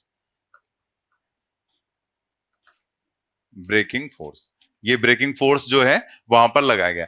तो यहां पर यानी कि ये एक ऐसे व्हीकल मान लिया गया, अभी अलग अलग हम लोग कर लेंगे, क्योंकि मास है, तो अगर हम कार के लिए कहेंगे तो मास कम, ट्रक के लिए कहेंगे तो मास ज्यादा। तो यहां पर जो ए है वो क्या हो जाएगा, minus F divided by m. अब अगेन आप देखो यहां पर, जैसे इस लोकेशन पर ब्रेक लगाया गया, और ब्रेक लगाने पर वो यहां जाकर रुका, मतलब यहां पर उसकी वेलोसिटी क्या हो गई, 0। तो अगर वो यहां रुका तो जितनी डिस्टेंस रुकने से पहले उसने कवर किया उसी को हम क्या बोलते हैं, स्टॉपिंग डिस्टेंस। मतलब जितनी डिस्टेंस कवर करके वो रुक गया, दैट इज स्टॉपिंग डिस्टेंस। तो ये स्टॉपिंग डिस्टेंस हमें निकालनी है यहां पर। तो इसमें कहीं टाइम की तो कोई बात आ नहीं रही, और अगर टाइम नहीं पूछा जा रहा है तो इक्वेशन कौन सी, थर्ड इक्वेशन आप अप्लाई करेंगे, v square equal to square plus 2s। तो हम लोग यहां पर यूज करेंगे by v square is equal to u square plus 2as। ठीक है, फाइनल वेलोसिटी हो गई 0, initial u square plus 2, a की जगह पर minus f upon m into s, ये इधर ले आते हैं, तो ये हो जाएगा 2fs divided by m, 2fs divided by m, और यहां पर क्या हो गया, यू स्क्वायर, या फिर ये इंप्लाई कर रहा है s is equal to m u square divided by 2f। ठीक है, s is equal to m u square upon 2f। तो हम एक काम करते हैं, इसको थोड़ा सा हम ऐसे लिख देते हैं पहले,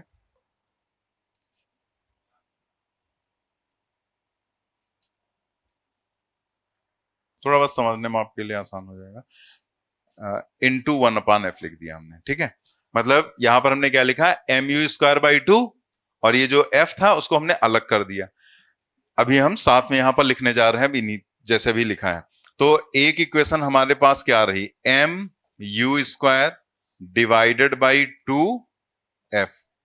अब वैसे हमने लिख दिया फिर से, दिस इज इक्वल टू, ये हाफ mu² ही तो लिखा हुआ है, और हाफ mu² क्या है, काइनेटिक एनर्जी। मतलब अगर हम हाफ mu² की जगह पर k रख दें तो ये बन जाएगा k डिवाइडेड बाई f, और k इज इक्वल टू होता है p²/2m, ठीक है। तो जहां पर ये k है उसकी जगह अगर हम p²/2m रखेंगे तो ये बन जाएगा p²/2mf, ठीक है। ये आ गया। तो 3 इक्वेशंस यहां पर हमारे पास आ गई, मास और मतलब mu²/2f या k/f या फिर p²/2mf। तो सबसे पहले तो हम लोग एक काम करें, इसे नोट कर लें, फिर हम लोग आगे डिस्कशन करते हैं।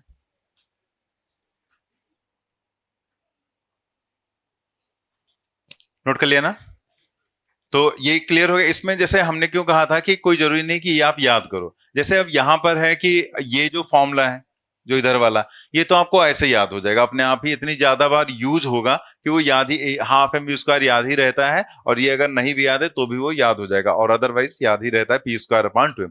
तो ये दोनों तो हमें याद है, तो उसकी हमें टेंशन नहीं रहेगी। ये तो आगे हम लोग डिस्कस भी करेंगे, लीनियर मोमेंटम पढ़ेंगे तो यही फॉर्मूला वहां पर फिर से डराइव होगा। इस पर कई क्वेश्चंस रहते हैं, परसेंटेज के क्वेश्चंस रहते हैं, परसेंटेज चेंज के, एरर टाइप के जैसे क्वेश्चंस रहते हैं उस टाइप के, तो वो हम लोग वहां पर सीखेंगे। और साथ ही साथ इसमें ग्राफ भी रहेगा, तो ग्राफ वगैरह भी वहां पर हम लोग डिस्कस करेंगे। अभी नहीं, अभी सिर्फ फॉर्मूला यूज कर रहे हैं, ठीक है।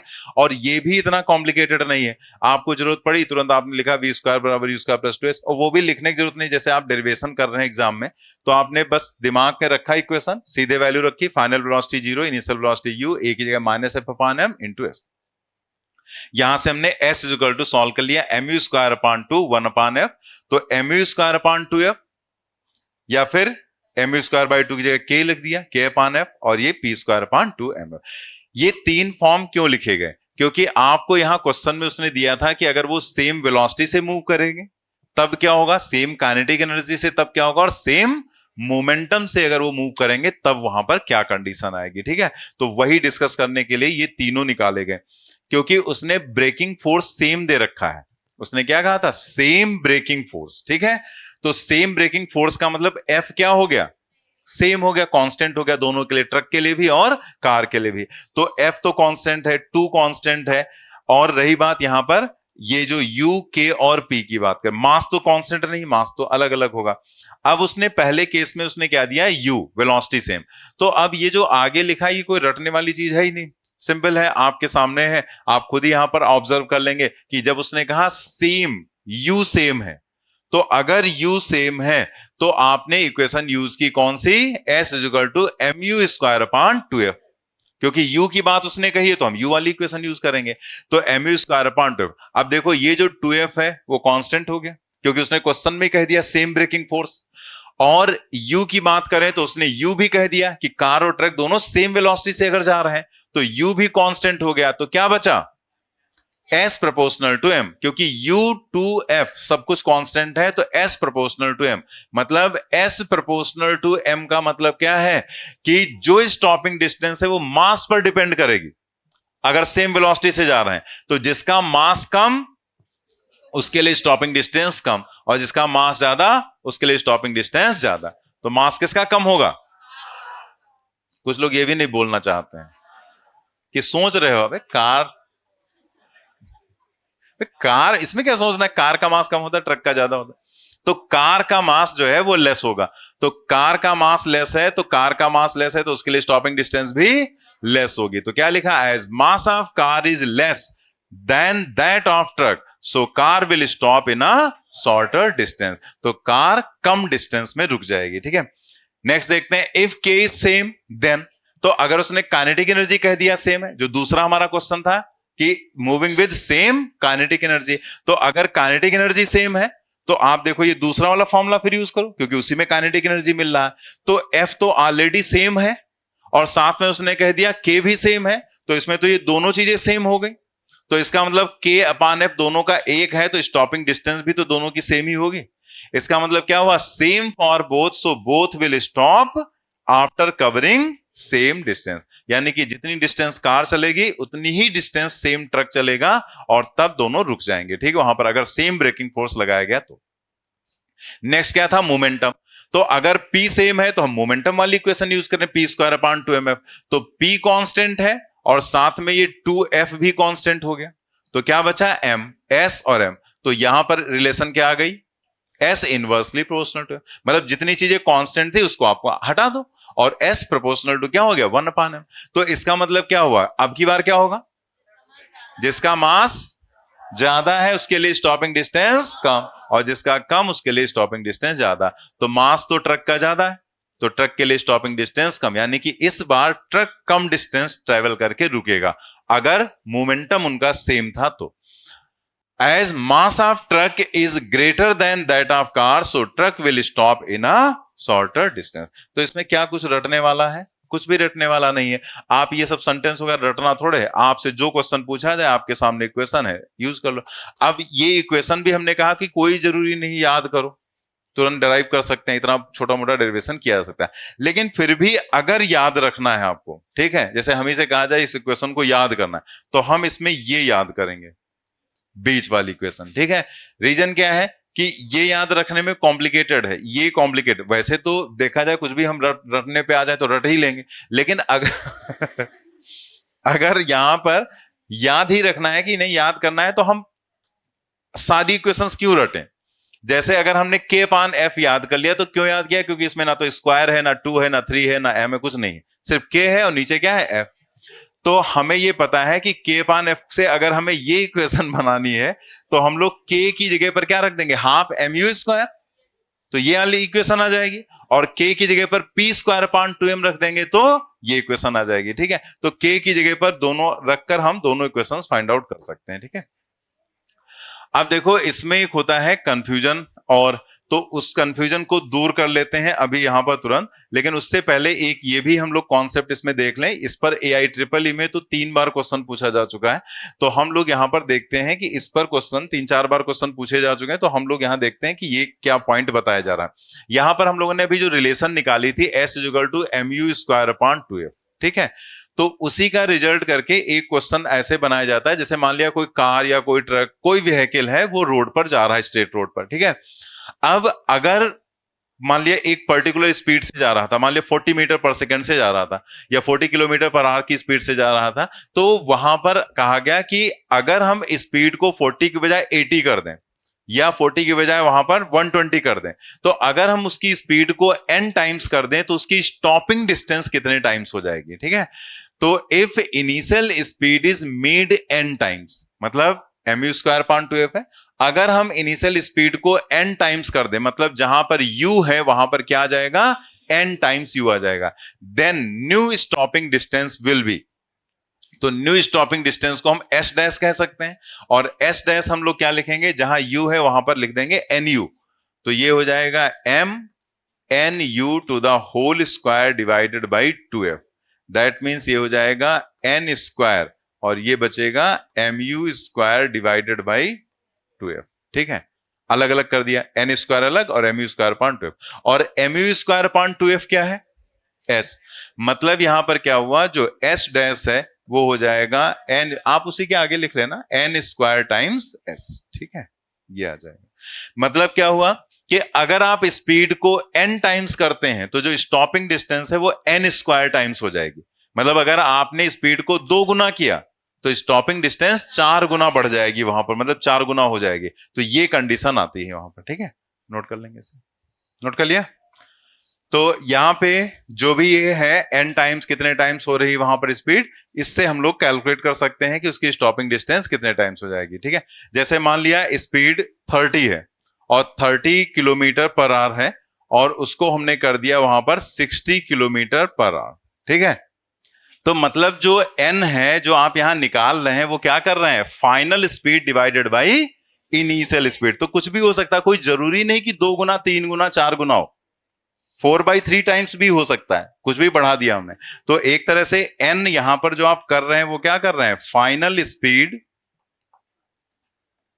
Divided by initial speed, final speed divided by initial speed. ठीक है, तो जिसको भी इसमें डाउट हो तो अपना साइड में लिख लेना कि n का मतलब रहेगा final speed divided by initial speed.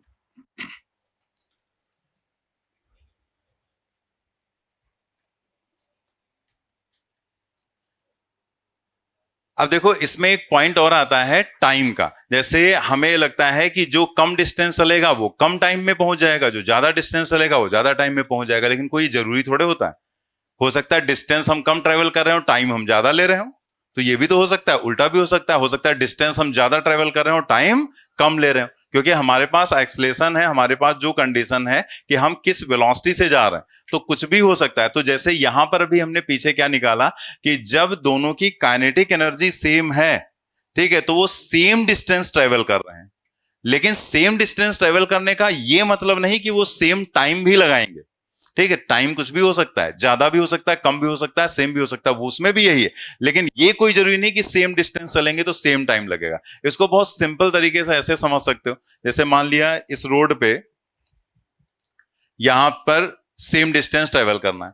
अब यहां पर एक गाड़ी यहां पर है, यहां है गाड़ी, और यहां पर है बैलगाड़ी जिसमें बैल मचा हुआ है आगे। ठीक है, तो अब आप सोचो कि दोनों अगर यहां से चल रहे हैं तो दोनों यहां से यहां तक की डिस्टेंस ट्रेवल करेंगे, सेम डिस्टेंस। ठीक है, लेकिन ये जो गाड़ी है, कोई भी कार है, तो वो यहां से यहां तक जाने में उसको ज्यादा टाइम नहीं लगेगा, क्योंकि वो तो कार है वहां पर। और ये यहां पर क्या है, बैलगाड़ी, तो ये तो बैल तो अपना आराम से चलेगा, धीरे धीरे ऐसे ऐसे करते करते, क्योंकि वो तो बैल है। तो यहां पर उसको पहुंचने में टाइम लगेगा ज्यादा। तो ये चीज आपको क्लियर हो गई ना कि जो भी यहां पर डिस्टेंसेस हैं वो सेम होने से ये कोई जरूरी नहीं है कि वहां पर टाइम भी सेम लगे। टाइम कुछ भी हो सकता है, वो भी डिपेंड करेगा उसकी इनिशियल कंडीशन पर कि स्टार्टिंग में क्या था, वहां पर क्या कंडीशन है उसकी, सेम मोमेंटम है, सेम वेलोसिटी है, सेम काइनेटिक एनर्जी। तो इसमें कंफ्यूजन यही हो जाता है कि इसके बेसिस पर हम उसका आंसर देने लगते हैं, जबकि वो चीज गलत है। तो हम लोग यहां पर देखते हैं to calculate stopping time in above case. अगर स्टॉपिंग डिस्टेंस की बजाय उसने स्टॉपिंग टाइम पूछा होता तब हम क्या करते। तो अगेन सब कुछ तो वैसे रहेगा, A is equal to again F upon M ही रहेगा। तो v is equal to u plus AT का यूज करेंगे, क्योंकि अब की बार हमें डिस्टेंस से कोई लेना देना नहीं है, हमें टाइम देखना है। ठीक है, तो फाइनल वेलोसिटी तो हो गई 0, u इनिशियल है, और a की जगह पर रखा हमने f upon m into t. तो यहां से हमने लिखा f t divided by m is equal to u।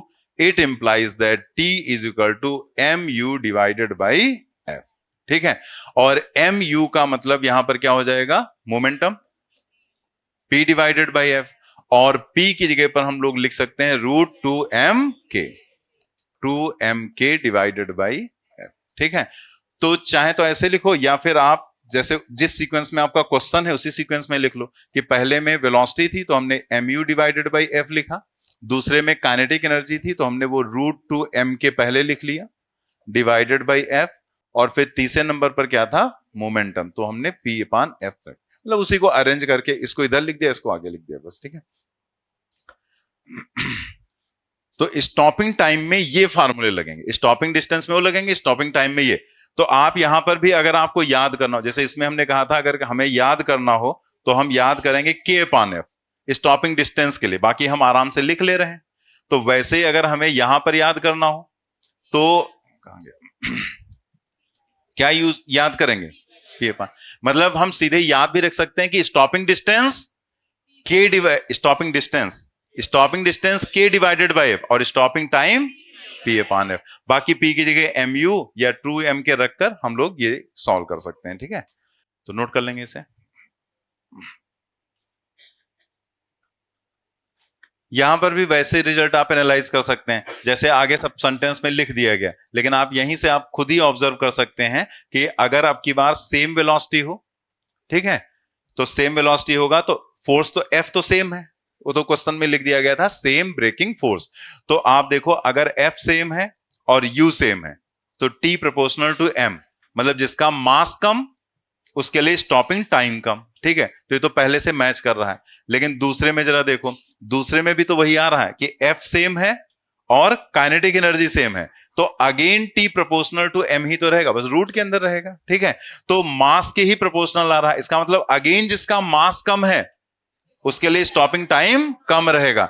जबकि अगर हम बात करें स्टॉपिंग डिस्टेंस की, तो जब काइनेटिक एनर्जी सेम थी तो दोनों की डिस्टेंस सेम आई थी, लेकिन टाइम सेम नहीं लग रहा है।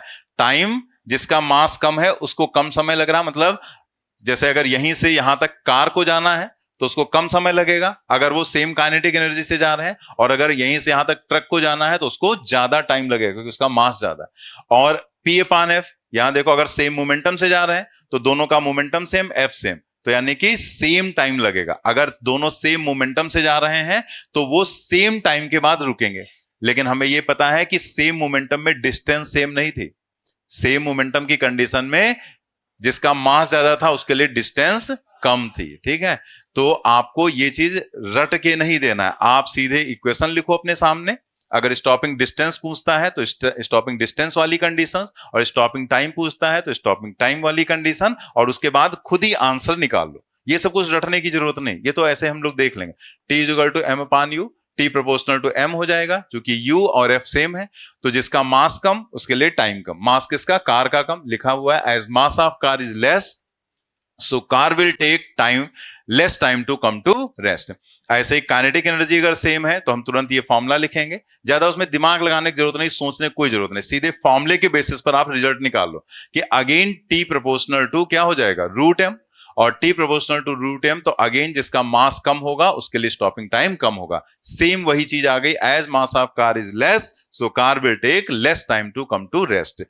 मोमेंटम अगर सेम है तो दोनों के लिए t is equal to p upon f same हो जाएगा for both, so both will take same time to come to rest, ठीक है। तो आपको रटने की जरूरत नहीं, सीधे जो भी चीज पूछी जाए उसका फॉर्मूला यूज करो, सॉल्व कर लो। लेकिन बस आपको ये जरूर ध्यान रखना है कि ये सारे केसेस तभी अप्लाई होंगे जबकि सेम ब्रेकिंग फोर्स होगा। ब्रेकिंग फोर्स अगर डिफर कर गया या कुछ उसके बारे में मेंशन नहीं किया गया तो वो क्वेश्चन फिर हम लोग आगे करेंगे जब फ्रिक्शन पढ़ेंगे, ठीक है। तो चलिए इसकी थ्योरी वाला पार्ट फिनिश हुआ, क्वेश्चंस पर आ जाते हैं। तो आगे हम लोगों को सिर्फ क्वेश्चंस ही करने हैं। तो ये क्वेश्चन नंबर 21 ट्राई किया आपने? थर्ड बिल्कुल सही है, थर्ड ऑप्शन। अब देखो यहीं पर आपसे मिड पॉइंट का पूछा गया है। A car is moving along a straight road with a uniform acceleration. Uniform मतलब constant acceleration. It passes through 2 points P and Q separated by a distance with velocity 30 and 40 km per hour respectively. The velocity of the car midway between P and Q. P और Q के बीच में mid point पर उसकी velocity क्या होगी, ये पूछा गया। सीधे हमारे पास फॉर्मूला है root u square plus v square divided by 2। उसी में आपको बताया गया था कि this is not equal to u plus v by 2। अब आप सोचो ये क्वेश्चन आपके यहाँ भी पूछा गया है, मतलब काफी पहले जब AIPMT होता था तब पूछा गया था। अगर आप यहां पर जैसे कुछ जगह लिख देते हैं ना कि u this is approximately equal to u plus v by 2, अब करो आप यू प्लस वी, 30 प्लस 40 हो गया 70 डिवाइडेड बाई 2 कितना हो गया 35। कौन सा आंसर? 35। तो ये फोर्थ वाला ऑप्शन हो जाएगा 35 किलोमीटर पर आवर, जबकि वो आंसर सही नहीं है, ठीक है। जब ये आप निकालेंगे जो एक्चुअल फार्मूला है उससे निकालेंगे तो यार तो देखो उसने दोनों से आंसर बना के रख दिए, मतलब u प्लस वी बाई 2 से भी और मिड पॉइंट वाली वेलोसिटी से। तो यहां पर थर्ड ऑप्शन होगा, वो नहीं होगा। अगर एवरेज पूछता तो ये 35 होता है, तो एवरेज तो उसने पूछा नहीं, तो हम लोग यहां पर v मिड निकालेंगे root u square plus v square divided by 2, ठीक है। u का स्क्वायर मतलब भाई 30 स्क्वायर प्लस 40 का स्क्वायर एंड डिवाइडेड बाई 2। तो 30 40 का स्क्वायर अगेन भाई 50 का स्क्वायर हो जाएगा, तो 50 का स्क्वायर बाहर आएगा तो 50 हो जाएगा। तो ये कैलकुलेशन, जैसे आप देखो कई बार कैलकुलेशंस भी रिपीट हो जाते हैं। ये कैलकुलेशन हम लोगों ने पहले भी एक क्वेश्चन में किया था, ठीक है, वो मैन वाला जिसमें वो होम से कैफे तक जाता है, तो वही कंडीशन यहाँ आ रही।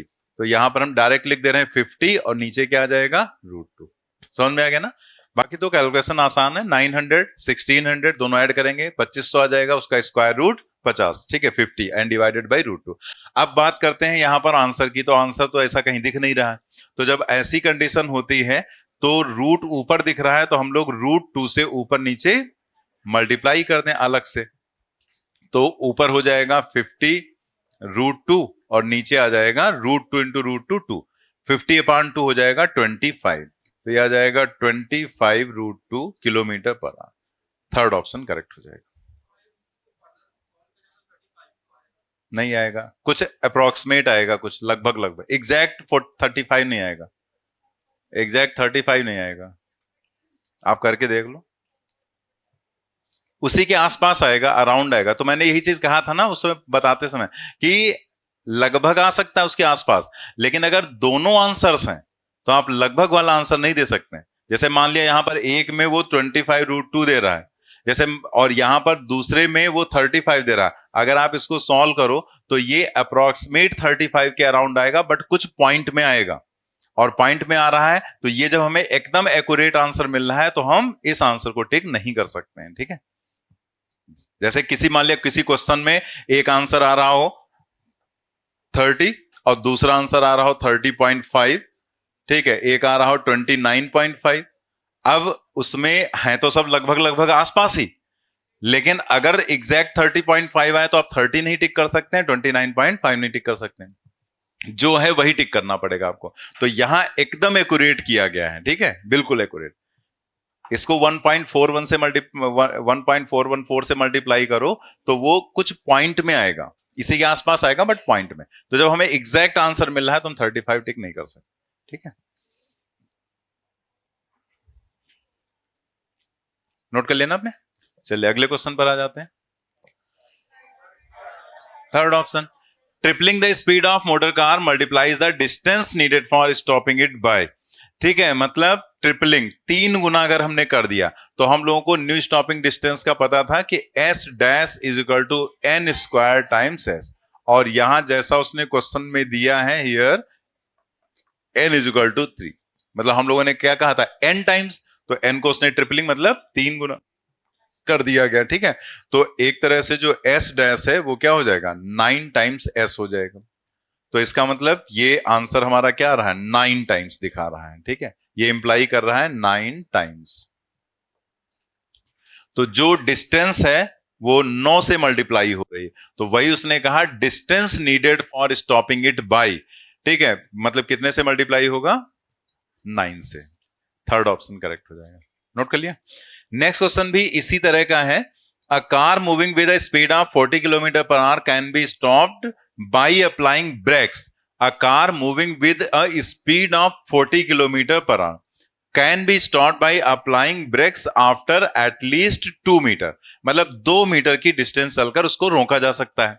If the same car is moving with a speed of 80, मतलब पहले 40 थी अब उसकी स्पीड कर दी गई 80, तो उसने पूछा है what is the minimum stopping distance.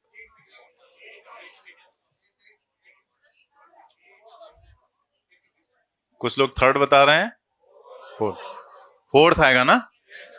तो यहां पर आपको ये ध्यान देना है कि दोनों क्वेश्चन क्यों दिए गए, दोनों में एक डिफरेंस था। पिछले क्वेश्चन में उसने सिर्फ ये पूछा था कि जो स्टॉपिंग डिस्टेंस है वो कितने से मल्टीप्लाई होगी। Tripling the speed of a motor car multiplies the distance needed for stopping it by, मतलब जो स्टॉपिंग डिस्टेंस जितना रुकने के लिए जरूरी डिस्टेंस है वो कितने से मल्टीप्लाई हो जाएगी अगर आप स्पीड को क्या कर देते हैं 3 गुना कर देते हैं। तो कितने से ये डिस्टेंस कितने से मल्टीप्लाई होगी 9 से, तो इसका आंसर था 9। इसमें स्पीड को 40 से 80 किया गया, तो एक तरह से अगर हम n की वैल्यू देखें तो n की जो वैल्यू है वो हो जाएगी final speed 80 kilometre per our. हालांकि लिखने की जरूरत नहीं, लेकिन ऐसे लिखकर मैं समझा रहा हूं बस, ये किलोमीटर पर आवर। ठीक है, फाइनल ये इनिशियल हो गया, तो इसकी वैल्यू क्या है 2, तो देखने से ही पता चल जा रहा था 40 से 80 किया तो 2 गुना ही तो बढ़ा है स्पीड। ठीक है, तो 2 टाइम्स हमने स्पीड उसकी कर दी, तो यहां पर 2 गुना स्पीड की है। तो आप यहां पर जैसे यहां अगर 2 आंसर टिक कर दो तो गलत हो जाएगा, या 2 का स्क्वायर कर दिया 4 तो भी गलत हो जाएगा।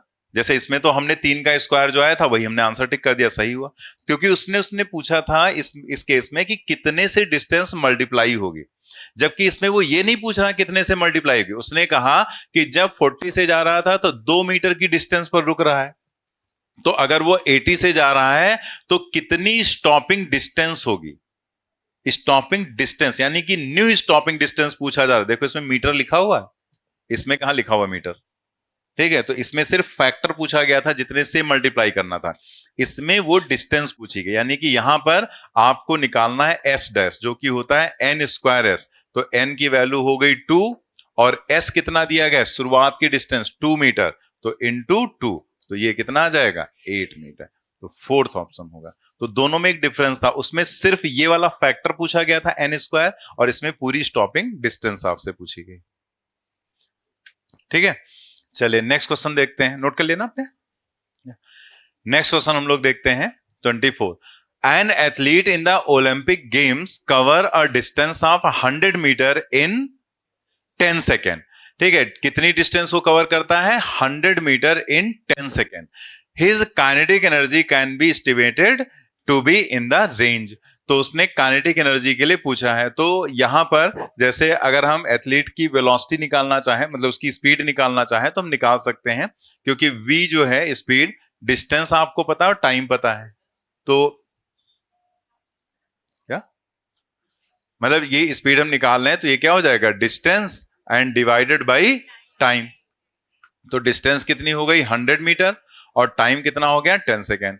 तो जो v की वैल्यू है वो आ गई 10 मीटर पर सेकेंड। ठीक है, अब हमें निकालना है काइनेटिक एनर्जी। तो यहां पर एक मास उसका अज्यूम करना पड़ेगा, let mass m is equal to यहां पर 70 किलोग्राम। ठीक है, तो हम यहां पर काइनेटिक एनर्जी अगर निकालें तो हो जाएगा half mv square, that is equal to half m की वैल्यू 70 और v स्क्वायर हो गया 10 का स्क्वायर मतलब 100 हो गया। तो ये आ जाएगा 3500 जूल। ठीक है, 3500 जूल यहां पर एनर्जी आएगी। तो 3500 जूल का मतलब क्या हुआ, this is between 2000 and 5000, between 2000 and 5000। ठीक है,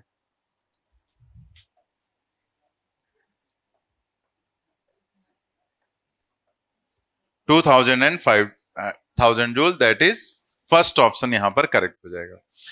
अब जैसे ये जो क्वेश्चन है, इस क्वेश्चन में कैलकुलेशन तो आपको पूरा समझ में आ गया, कैलकुलेशन में किसी को कोई दिक्कत नहीं होगी। ठीक है, मुझे पता है, क्योंकि यहां पर डिस्टेंस रखा, मास रखा, निकाला काइनेटिक एनर्जी, आपको पता चल गया। प्रॉब्लम सिर्फ एक ही यहां पर है जो दिक्कत करती है, ये कि ये कहां से आ गया, ये तो कहीं दिया भी नहीं गया था। मास 70, हमें कैसे पता था कि हमें 70 मानना है, हम कुछ और ले लेते, क्या ले लेते। तो ये पॉइंट बस हमें यहां पर समझना है कि ये मास कहां से आ गया। ठीक है, तो पहले आप नोट कर लो फिर समझाते हैं, नोट कर ले इतना। तो अगर यहां पर देखा जाए तो ये जो मास वाला पॉइंट है, अगर ये हम छोड़ दें, ठीक है, तो बाकी तो पूरा कैलकुलेशन समझने में किसी को कोई प्रॉब्लम नहीं हुई, क्योंकि कुछ है ही नहीं। मास रखा, सॉल्व कर लिया, काइनेटिक एनर्जी 3500 आ रहा, जो कि 2000 और 5000 के बीच में दिख रहा है हमें, हमने उसके बेसिस पर आंसर टिक कर दिया। सवाल ये उठता है कि मास ये 70 किलोग्राम हम कैसे यहां पर अज्यूम कर लिया हमने। ठीक है, तो इस क्वेश्चन की जो लैंग्वेज है वो प्रैक्टिकली जैसे होता है उस बेसिस पर दी गई है। जैसे वो यहां पर ये ना लिखता, वो कह देता कि एक बॉडी है, मतलब ये एथलीट और ओलंपिक गेम जो लिखा है, एथलीट और ओलंपिक गेम, ये जो लिखा हुआ है इसको हटा दें हम, और हम यहां लिख देते कि एक बॉडी कवर करती है डिस्टेंस इतनी इतने समय में, तो उसकी काइनेटिक एनर्जी हम किस रेंज में एस्टिमेट कर सकते हैं। तो ये क्वेश्चन ही गलत हो जाता। ठीक है, क्योंकि तब हम किसी बॉडी के मास का इमेजिनेशन नहीं कर सकते। लेकिन अगर उसने एक एथलीट लिख दिया है, ओलंपिक गेम की बात कर दी, मतलब किसी गेम की बात कर रहा है, एथलीट की बात कर रहा है, तो फिर यहां पर हम मास इमेजिन कर सकते हैं। क्योंकि जो एथलीट्स होते हैं उनकी बॉडी एकदम फिट रहती है, ठीक है, और फिट बॉडी वाली कंडीशन, और जो एथलीट्स दौड़ते हैं, जैसे आपने देखा होगा पार्टिसिपेट करते हुए गेम्स में, तो एकदम फिट बॉडी के रहते हैं, और साथ ही साथ उनकी कैटेगरी डिवाइडेड होती है, ये 60 किलोग्राम का है, ये 65 का है, ये 70 का है, ऐसे होती है ना, कैटेगरी बना दी जाती है। तो उसी में वो अपना कैटेगरी में पार्टिसिपेट करते हैं, उनका मास एकदम उतना ही होगा एग्जैक्ट, कम ज्यादा हो गया तो बाहर हो जाते। तो उस खेल में जिसमें वो पार्टिसिपेट कर रहे हैं, अगर वो 65 रेंज का है तो 65 ही मास वहां पर उनका रहता है। ठीक है, थोड़ा जो एरर होती है वो प्लस माइनस हो सकता है, बट रहेगा वो उतना ही। 70 है तो 70 वाले में ही पार्टिसिपेट वो कर सकते हैं, तो ऐसे रहता है। तो मास भी वहां पर, मतलब अगर हम दौड़ की बात करें तो एक एथलीट है तो उसका मास अपना सेट है। ठीक है, कि कुछ भी मतलब ऐसे दौड़ में पार्टिसिपेट कर रहा है तो उसका मास वहां पर एक तरह से जो बॉडी है उसकी एकदम फिट होगी तो उसका मास इसी रेंज में कुछ आएगा। अब आप उसको इमेजिन करो कि हम ये 70 कैसे मान सकते हैं, तो वो उसी बेसिस पर ही माना गया कि भाई उसका 60 होगा या 65 होगा या 70 होगा। अब 200 किलोग्राम तो हो नहीं सकता, 200 किलोग्राम वाला चल ही नहीं पाएगा, दौड़ेगा क्या? तो वो एथलीट तो नहीं हो सकता। या 13 किलोग्राम का एथलीट, तो 13 किलोग्राम का एथलीट कैसा होगा? हैंगर जैसा बिल्कुल, ठीक है, तो वो भी एथलीट में माना नहीं जाएगा। तो इसका मतलब अगर उसने एथलीट की बात की है तो एक जनरल बेसिस पर ओलंपिक गेम के लिए जनरल बेसिस पर आप जो मास लेंगे वो आप क्या ले सकते हैं? भाई आप 55 किलोग्राम ले सकते हो, आप 60 ले सकते हो, आप 65 ले सकते हो, आप 70 ले सकते हो, ठीक है। तो अगर जैसा एथलीट का मास होता है वैसा लेंगे तो ये आंसर आ जाएगा, आप कुछ भी ले लो, ठीक है। तो आपको यहां पर एथलीट के बॉडी जो जैसी रहती उसके हिसाब से इस मास को थिंक करके लेना था, ठीक है। अब जैसे इंडियन आदमी होता है तो उसको जल्दी समझ में नहीं आता है, इसीलिए इतना तुम्हें समझाना पड़ा, क्योंकि यहाँ तो जो दुबले पतले थोड़ा फिट बॉडी वाले होते हैं उनको कहते हैं भाई यार कुछ तो खाया पिया करो, यहाँ जब तक वो डाइनिंग टेबल आगे नहीं निकलते, ठीक है, तो तब तक मजा नहीं आता है। जब वो डाइनिंग टेबल आगे आ जाती है जिसपे कप रख के प्लेट रख के हम चाय पी, ठीक है, तब लगता है मतलब घर में घुस रहे हैं तो पेट पहले आ रहा है, हम बाद में आ रहे हैं, 1 मिनट बाद हमारा प्रवेश होता है, तब लगता है ये इंसान है कुछ खाते पीते घर का, कहते ना हाँ अब लग रहे हो खाते पीते घर के। तो ये कंडीशन यहां पर हो जाती है। तो यहां पे जो भी थिंक करना था वो इसी बेसिस पर थिंक करना था। आप 60 ले लो तो भी आपका वही आंसर आएगा, आप 62 ले लो तब भी वही आंसर आएगा, आप 55 ले लो तब भी वही आंसर आएगा। मतलब जैसा एक एथलीट रहता है, जिस जिस टाइप के दौड़ में पार्टिसिपेट करने के लिए जो कैटेगरीज बनाई जाती हैं, वैसा आप कोई भी मास लोगे आ जाएगा आंसर। जैसे आप 60 लेते तो 60/2 करते 3000 आता, अगेन 3000 में यही आंसर आता, 2000 से 5000। इसीलिए उसने रेंज दिया कि हो सकता कोई 60 माने, तो हो सकता कोई 65 माने, तो हो सकता कोई 70 माने। तो अलग अलग अगर लोग मास मानेंगे तो एग्जैक्ट काइनेटिक एनर्जी तो नहीं निकल सकती। अगर इसमें एग्जैक्ट पूछा जाता तो ये भी क्वेश्चन गलत हो जाता। इसीलिए उसने रेंज कहा कि अगर आप एक एथलीट के हिसाब से थिंक करके मास अज्यूम करके निकालेंगे क्वेश्चन तो किसी ना किसी रेंज में आएंगे आप। अगर आप जैसा होता वैसा मानेंगे तो इसी रेंज में आप आ जाएंगे, 2000 से और 5000 के बीच वाली रेंज में, ठीक है।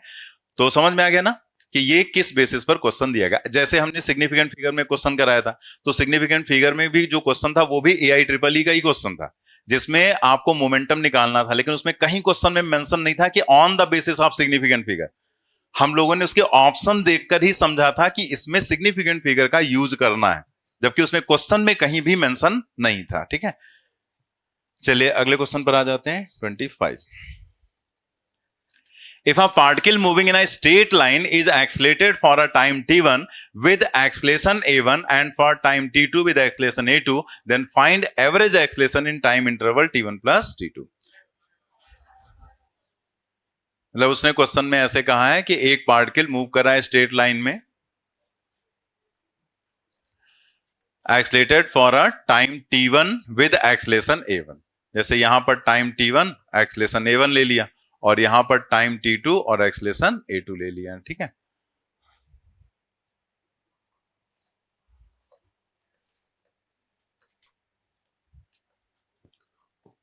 Then find average acceleration in time interval t1 plus t2। Average acceleration पूछा गया। तो आप यहां पर देखो कि अगर हम इस क्वेश्चन को ऐसे सोचेंगे भाई एवरेज एक्सलेशन पूछा गया है तो हम कैसे क्या शुरुआत करें। कोई हमने फार्मूला एवरेज एक्सलेशन का बताया गया, तो एवरेज एक्सलेशन का सिर्फ एक ही फॉर्मूला आपको बताया गया, change in velocity delta we upon delta T. Delta we का मतलब इनिशियल वेलोसिटी निकालो, फाइनल वेलोसिटी आपको पता होनी चाहिए, तो चेंज निकाल लेंगे, और टाइम इंटरवल तो दिए है t1 और t2, मतलब t1 plus t2 total time हो जाएगा। तो ऐसे भी आप कर सकते हैं। मतलब पहले हम आपको बता दे रहे हैं कि आपकी थिंकिंग क्या होगी स्टार्टिंग में। अगर आपको कुछ नहीं पता है तो आप सीधे सीधे यही थिंक करते हैं। तो आप यहां पर क्या करोगे कि आपने यहां पर एक वेलोसिटी मान ली u, यहां पर आपने वेलोसिटी मानी v, ठीक है, लेकिन ना तो u दिया गया ना v दिया गया, सिर्फ आपको a1 t1 a2 t2 दिया गया। तो आप क्या करेंगे, आपको u मान लिया आपने, आपको ये v निकालना है, ठीक है। तो v निकालने के लिए आप क्या करोगे, पहले आप यहां से यहां तक के लिए वेलोसिटी निकालोगे, क्योंकि हम पूरे सेक्शन को एक में कंसीडर नहीं कर सकते। अभी थोड़ी देर पहले डिस्कस किया था ना, क्योंकि पूरे में एक्सलेशन एक जैसा नहीं। एक्सलेशन अगर एक जैसा होगा तो चाहे ए टू बी लो चाहे ए टू सी, कोई प्रॉब्लम नहीं। लेकिन अगर एक्सलेशन डिफर कर गया तो आप ए टू बी अलग लोगे, बी टू सी अलग लोगे। तो फिर आप यहां पर v को निकालोगे तो पहले यहां की वेलोसिटी आप निकालोगे v डैश, देन v की वैल्यू को v डैश के टर्म में कैलकुलेट करोगे, देन उसमें वैल्यू रखोगे जो भी v डैश की आई होगी, तब आपको v मिल जाएगा u के टर्म में। देन आप चेंज निकाल सकते हैं। कैसे? चेंज इन वेलोसिटी आप कैलकुलेट करेंगे v minus you, final minus initial, फिर आपको चेंज इन वेलोसिटी मिल जाएगा। Change in velocity upon time interval कर दोगे, आपका आंसर आ जाएगा, बिल्कुल सही आएगा। लेकिन थोड़ा सा कैलकुलेशन ज्यादा लग रहा है, जैसे ऐसे लग रहा है ना टाइम ज्यादा यूज हो रहा है, तो हम वहां पर सोच सकते हैं कि क्या कोई और तरीका है जिससे हम इसको इजी कर सकते हैं क्वेश्चन को। इसीलिए इस क्वेश्चन को डाला ही गया यहाँ पर कि इसमें हम लोग एक पॉइंट सीख रहे हैं कि हम ऐसे तो कर ही सकते हैं लेकिन हम कुछ और थिंक कर सकते हैं। जब आपको चेंज निकालना होता है कहीं पर, तो ये पॉइंट देखो, ये सबको पता है, ठीक है, लेकिन यहां पर जब हम इसमें लगाते हैं तो प्रॉब्लम होती है कुछ लोगों को। जब भी हम कहीं चेंज की बात करते हैं, जैसे अगर हम यहां से यहां तक का डेल्टा V1 निकाल लें चेंज, और यहां से यहां तक का डेल्टा V2 कैलकुलेट कर लें, तो अगर हम टोटल चेंज निकालेंगे तो वो delta V1 plus delta V2 ही तो होगा, कि delta V1 minus delta V2 होगा, प्लस होगा ना भाई। ये इतनी दूर का चेंज है, ये इतनी दूर का चेंज है, तो टोटल चेंज क्या हो जाएगा? दोनों चेंज आप ऐड कर दो तो वो टोटल चेंज दे देगा, ठीक है। तो ये चीज हम लोग करते हैं। जैसे आप रेजिस्टेंस, जब रेजिस्टेंस जैसे हम लोग 9th 10th में भी पढ़ते हैं ना, पोटेंशियल वगैरह थोड़ा बहुत, ठीक है, तो अगर हम यहां पर कह दें कि पोटेंशियल डिफरेंस, डिफरेंस जो होता है वो भी तो चेंज ही तो होता है, हाई माइनस लो, तो V1 और यहां पर V2, तो अगर हम टोटल V निकालते हैं, टोटल पोटेंशियल डिफरेंस, तो V बराबर V1 माइनस V2 करते हो या प्लस, प्लस करते हैं ना। चेंजेस आप ऐड कर देते हैं तो टोटल चेंज मिलता है, तो चेंज को सब्ट्रैक्ट नहीं ऐड करते हैं तो टोटल चेंज मिल जाता है। जैसे ये पोटेंशियल डिफरेंस है, ये potential difference V equal to V1 plus V2, ये सब क्वेश्चंस में यूज होता है। ऐसे टेम्परेचर डिफरेंस, अगर दो मान लिया ऐसे कोई रॉड्स हैं, उनको जोड़ दिया गया, तो यहां से यहां तक का टेम्परेचर डिफरेंस डेल्टा T1 है और यहां से यहां तक का टेम्परेचर डिफरेंस डेल्टा T2 है, ठीक है, मतलब ये सेंटीग्रेड में मान लिया ऐसे है, डिग्री सेंटीग्रेड। तो अगर टोटल चेंज आपको डेल्टा टी लिखना है तो डेल्टा टी क्या लिखोगे? Delta T1 plus delta T2, ना कि माइनस, ठीक है। तो कहीं भी अगर छोटे छोटे चेंजेस दिए गए और टोटल चेंज निकालना होता है तो हम सभी छोटे छोटे चेंजेस को ऐड करके टोटल चेंज वहां पर हम निकाल सकते हैं। बात क्लियर हो गई? तो ये पॉइंट ध्यान रखना, ये भी क्वेश्चन आपके सामने आएगा हीट जब पढ़ेंगे, जब हम लोग रेजिस्टेंस वगैरह पढ़ेंगे तब ये चीज आ जाएगी, और ये यहां पर हम डिस्कस ही कर रहे हैं। मतलब ये हुआ कि अगर हमें ये बात समझ में आ गई तो फिर हम क्यों ये सब अज्यूम करें, ये U V डैश V ऐसे भी करके आपका मन करे घर पे अपना रफ पे करके देख लेना। यहां से A से B अगर हम ये टोटल चेंज यहां से यहां तक का कैलकुलेट कर लें, मतलब दैट इज डेल्टा V1, और यहां से यहां तक का चेंज हम देख लें क्या है, मान लिया डेल्टा V2, ये चेंज है डेल्टा V2, तो टोटल चेंज कितना हो जाएगा? Delta V1 plus delta V2। तो यानी कि अगर हम A एवरेज लिखेंगे तो वो हो जाएगा delta V divided by delta T। Delta V की जगह हम लिख सकते हैं delta V1 plus delta V2, और डेल्टा T मतलब टोटल टाइम हो जाएगा, तो वो T1 प्लस T2, मतलब ये टाइम इंटरवल है। तो टोटल समय कितना लग रहा है? T1 प्लस T2 ही तो टाइम इंटरवल है, तो टोटल टाइम इंटरवल होता है ये डेल्टा T चेंज। जैसे आप इसको भी चेंज कह सकते हैं लेकिन उसमें कई लोग गड़बड़ करने लगते हैं, तो आप इसको टाइम इंटरवल समझा करो, ठीक है। मतलब ये T1 लगा है, T2, तो टोटल टाइम कितना लगा? T1 plus T2। अब जरा डेल्टा V1 देखो, हमें ये चीज पता है ना कि जो एक्सेलरेशन ये A होता है, इधर लिख देते हैं A, तो A is equal to delta V upon delta T, तो ये इंप्लाई करेगा delta V is equal to A into delta T, ठीक है, देख रहा है ना, यहां लिख देते हैं A is equal to delta V divided by delta T, तो ये इंप्लाई करेगा जो चेंज इन वेलोसिटी है वो A इंटू डेल्टा T, ठीक है। तो अगर हम डेल्टा V1 आपसे पूछें तो बताओ कितना लिखोगे? Delta V A into delta T होता है, तो यहां पर टाइम इंटरवल डेल्टा T का मतलब टाइम इंटरवल, तो यहां का टाइम इंटरवल क्या है? T1, और एक्सेलरेशन क्या है? A1, यानी कि delta V1 is equal to A1 T1, और delta V2 is equal to, लिख दो direct A1 T1 plus A2 T2 and divided by T1 plus T2। Third option correct हो जाएगा। ठीक है, यहां पर लिखना चाहे यहां पर भी लिख सकते हैं डायग्राम में A1 T1 और ये डेल्टा V2 हो जाएगा A2 T2। तो अब एक बार समझ में आ गया, अब आपको लग रहा होगा इसमें कुछ लिखने उखने की ज्यादा जरूरत ही नहीं थी। पहले स्टेप में चेंज होगा A1 T1, दूसरे में होगा A2 T2, टोटल चेंज हो गया A1 T1 plus A2 T2 और total time T1 plus T2। ठीक है, नोट कर लेंगे हम। तो ये जो चैप्टर है इसमें कुछ क्वेश्चंस बाकी रह गए हैं जो हम लोग नोट कर रहे हैं ना, जो हम लोग नेक्स्ट टर्न पर कर लेंगे, और देन नेक्स्ट टर्न पर जो टॉपिक, जो नया टॉपिक है वो हम लोग स्टार्ट करेंगे, और वो नया टॉपिक होगा motion in straight line second. ठीक है, जिसमें हम लोग मोशन अंडर ग्रेविटी पढ़ेंगे। अगेन बहुत इंपॉर्टेंट टॉपिक है मोशन अंडर ग्रेविटी, बहुत छोटे छोटे पॉइंट्स उसमें भी मिलेंगे, लेकिन वो सब समझने वाले हैं, क्योंकि अगर वो टॉपिक आप नहीं समझेंगे तो अगेन आप आगे कई चीजें नहीं समझ पाएंगे, खासकर वर्क एनर्जी पावर में सबसे ज्यादा दिक्कत होती है। ठीक है, तो इसलिए बहुत ध्यान से उस टॉपिक को भी हमें पढ़ना रहेगा।